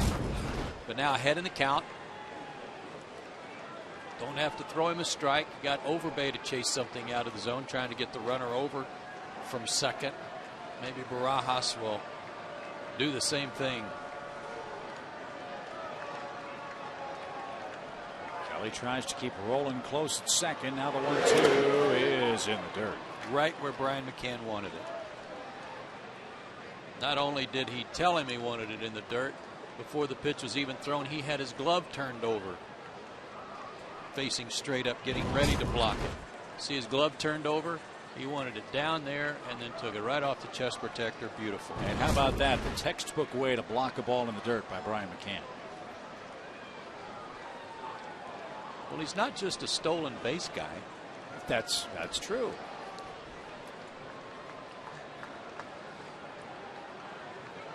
Hal, what's the record for stolen bases for a catcher? I think Brian's going to break it before his career is done. 2 balls, 2 strikes. Got to figure Jason Kendall's one of those guys. Pudge Rodriguez too. Pudge could run, yeah. And John Wathen one year I think had over 30 for the Royals, but perhaps not all of them as a catcher. Well, the Braves pitching Barajas very carefully and very smartly here, and I think that's the point you're making. Force Cito Gaston to decide, Halladay or somebody off his bench. Got first base open here. Driven in the air to shallow right. Francoeur nears the line, makes the catch. Roland will not advance. And the decision is made. Halladay takes a left turn, heads into the Toronto dugout. His night is complete. But he can still leave with a lead if the Blue Jays bench and Joe Inglet can drive home Scott Rowland. Yeah, by the way, hey, Joe, thanks for getting called up today. Now win the game for us. Yeah. Blue Jays coming off a sweep at the hands of the Red Sox. We're hoping behind Halladay tonight to get back in the win column, and they have been fought tooth and nail by that guy Kawakami. Well, this guy Joe Inglet, a real neat story. 30 years old on opening day. Started his professional career in 2000. Was a pick of the Cleveland Indians in the 8th round of the June draft. Was waived by the Tribe in September of 07. Last year played in 109 games. Hit 3 homers, drove in 39 men. And hit 297. And he and Joe McDonald, along with David Eckstein and Marco Scudero, all very good defensive infielders.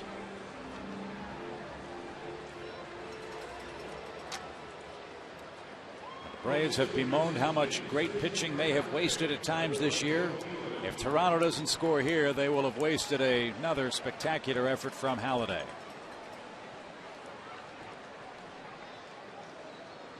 And with Kawakami's spot due up first in the 8th for Atlanta, this will be his last inning, most certainly. But he's got 1 out to get.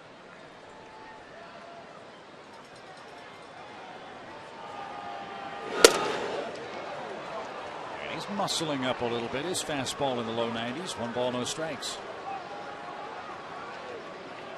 You don't want to get to Scudero or Hill if you can avoid it in this inning, quite obviously. No, you gotta make this guy put it in play. He's no kid, and as you said, he's been here before, but he just got called up.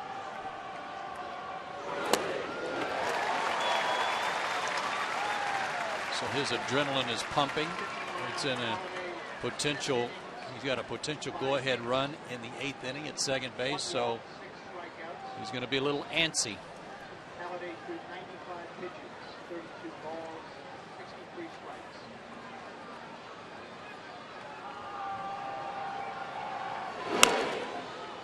That ball cued foul. Now Kawakami's got him set up. He's thrown 103 pitches tonight, 34 balls. That's it.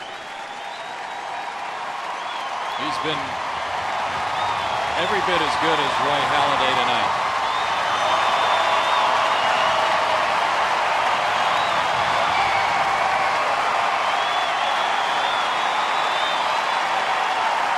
Rasmussen from Chop Chop down there getting ready to swoop it up.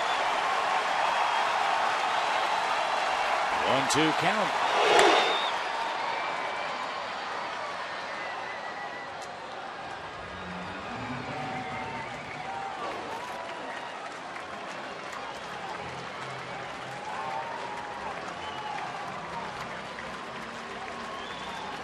Him some off-speed stuff down. He chased a couple of pitches down to fall behind in the count.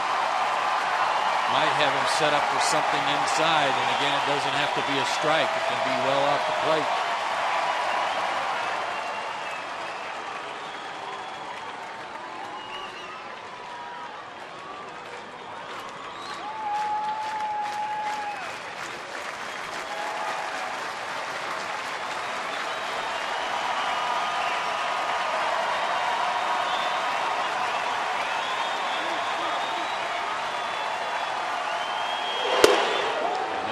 Try.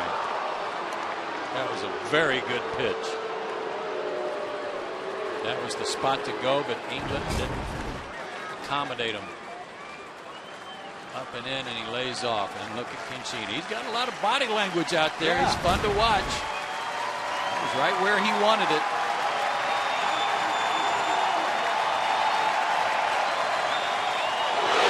Slow curve struck him out.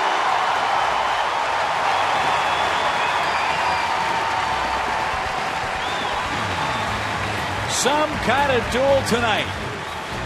Bottom of the 8th inning and still no score.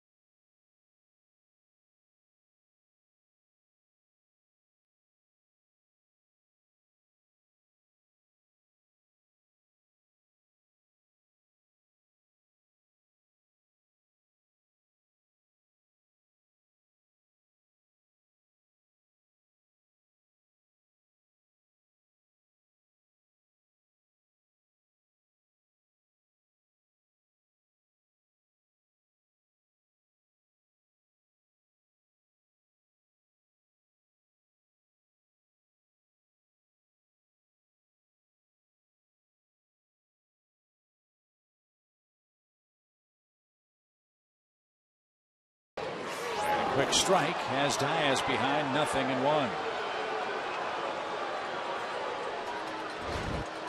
That's 4 for his last 8. And hitting .323 against lefties. Fly ball right center. Well hit. Long run Wells. Cannot get there. That'll bounce into the seats. That'll be a rule book double. Good start in the Atlanta 8th. The ball bounced above the yellow line and I think hit the back wall before ricocheting back onto the field of play. And now the Braves in business with the first run of the night in scoring position and nobody out. He's wearing out that right center field gap. Here's another one. I'm not sure he would have had a chance for a triple here, but a good call by the umpires as it did hit the concrete wall behind the padding. And while the Blue Jays were not able to execute after a leadoff double in the top of the 8th, let's see if the Braves can.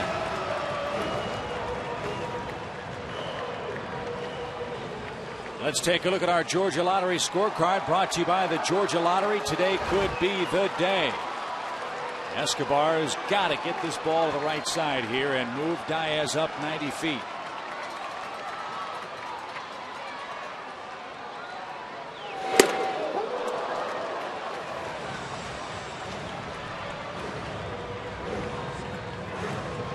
No sign of a bunt. No, it made Lyle Overbay rethink his position there after he came in about a third of the way to home plate and then saw that big swing. Liddell does have 2 sacrifice hits this year. Diaz, big lead at second. It's 0-2. Consistent from day one with runners in scoring position, but driving in the run here was, while you would take it certainly, your point of emphasis is to move him over. And now you really have to battle down 2 strikes. Yeah, you gotta. I'm sure he's still trying to go inside out and hit the ball to the right side, but it becomes more difficult when you're behind in the count. Looks like he's up off the knob of the bat a little bit too. He's up in the front of the box, that's for sure, with an 0-2 count. And he does the job. Ground ball right side. Carlson to the bag. And there's your first out. Oh, what a job. Yes, sir.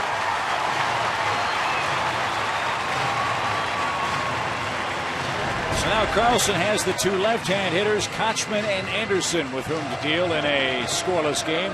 Go-ahead run 90 feet away with 1 out. Everybody down at that end of the dugout. Give the shortstop some high fives. Well done. Casey Kochman with 4 hits in his last 23 at bats. Singled his first time up. Infield in for the Jays, scoreless game. Carlson's kind of a slinger, as you can see. Doesn't come right over the top. There's a little bit of a sweeping breaking ball. Left-handers hitting just .212 against him. But again, he's given up some runs lately. He's made some mistakes after getting off to a good start this year.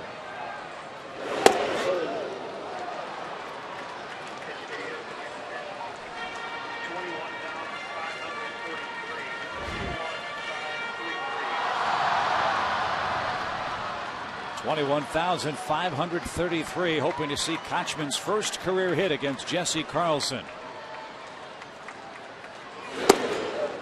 2. Balls and a strike. Tough pitch to lay off of there. Died right on top of home plate.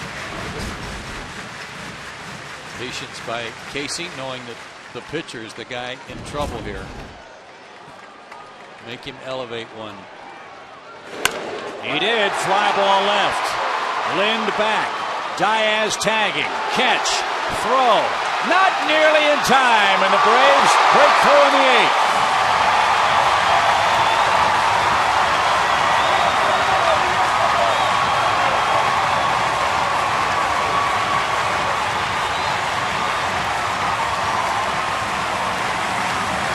ABC baseball. Leadoff pinch hit double. Great 0-2 pitch, ground ball to get him to third. Casey was patient enough to wait for a pitch that he could hit in the air, and he hit it deep enough to left off of a left-handed pitcher that's tough to hang in there against to get the run in. Great execution by Atlanta. So Garrett Anderson looks to add to a 1-0 lead. Soriano was up earlier. One would think it's Mike Gonzalez now for the top of the 9th inning. And it is.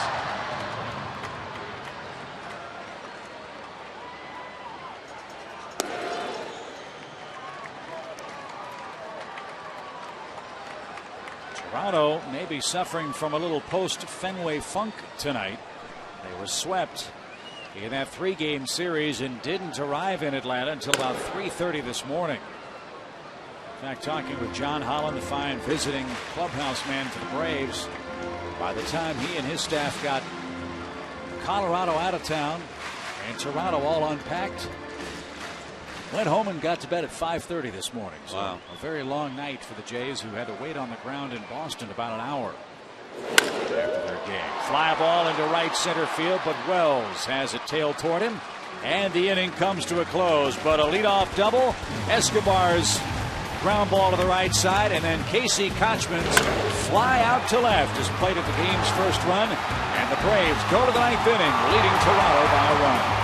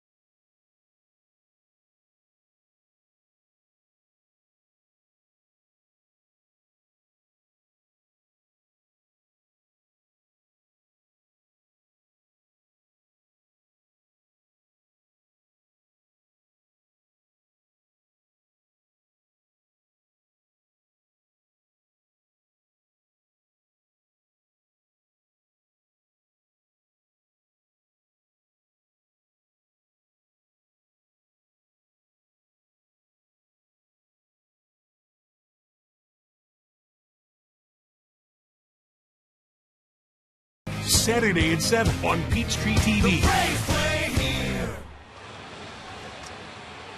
Well, here's the toughest save you can get. A 1-run lead in the top of the order coming up for Mike Gonzalez. The Braves closer will try to finish this off for Kenshin Kawakami tonight. And you know what? He's had 3 days rest, Chip, so he's usually at his best when he's had a couple of days under his belt where he hadn't had to throw a lot. And tonight he should be fresh. He has blown saves in 2 of his last 4 appearances. But boy, the way the Braves have played tonight, I just have a feeling he is psyched up, ready, and will polish this one off. The first 2 Toronto hitters have worn out left-handed pitching this year. That's Scudero and Hill. And the first from Mike is too tight. 1 ball, no strikes. 1-run saves, 1-run leads rather, have been problematic at times with Atlanta for Mike. Just 6 for 11 with 2 or more runs, 2 or 3. 16 for 16. Popped up. There's a good start. That should be caught. Who wants it? Francour's under it. Scudero 0 for 4. He had a .406 on base percentage coming into play tonight. Hasn't hit the ball hard once. That's a good way to handle the very talented Toronto leadoff man. Another plus to that run scoring was that it still goes to Kawakami. So you finish this game off. He pitched so well. He pitched well enough to win, and he would get credit for the win if you get 2 more outs. Garrett Hill jumps at a pitch and bounces it foul, and as well as Halladay pitched, he will not factor in the decision tonight. Jesse Carlson, the man that Gave up the double to Diaz that turned into the game's only run. And a line drive toward left. Diaz in left. Will have to play that off the fence. Hill on his way to second. The throw is a little late. So one out double for Aaron Hill. Sets it up for Rios and Wells now in the ninth inning. Well, you said the top of the order is always the toughest to finish off a save because of the way they can manufacture a run. And it comes with one out.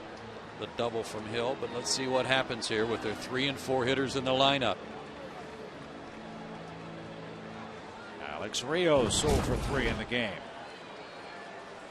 In fact, the top 4 hitters, top 5 hitters, 3, 6, 9, 12, 15, were 0 for 16 until that Hill hit in tonight's game. Good breaking ball.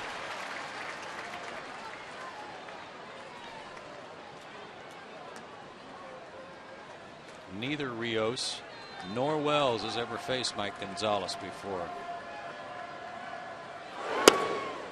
Oh.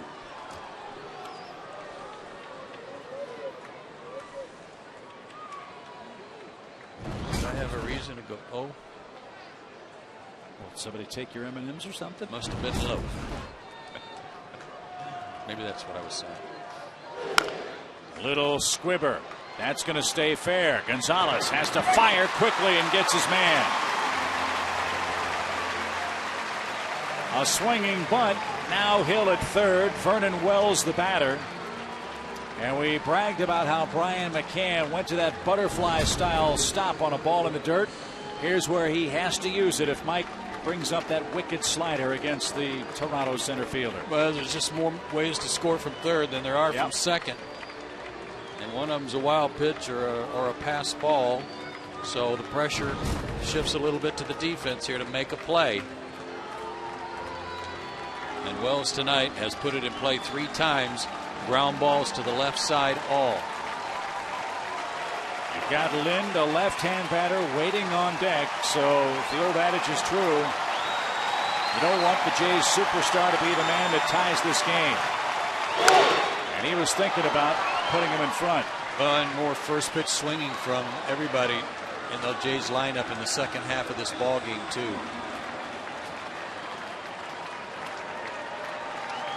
What a great contrast. The right-hander Kawakami and the flamethrower Gonzalez from the left side.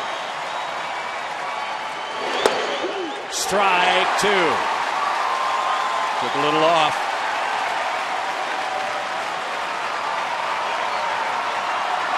Oh, 2. No reason to give in. Nice, easy breaking ball for a strike.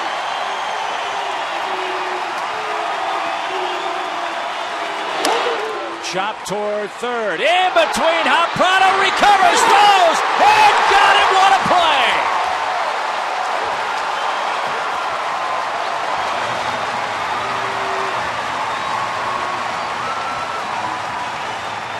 Oh, that was scary. In between Hop and Martin Prado stayed with it. If he doesn't, it's a tie game.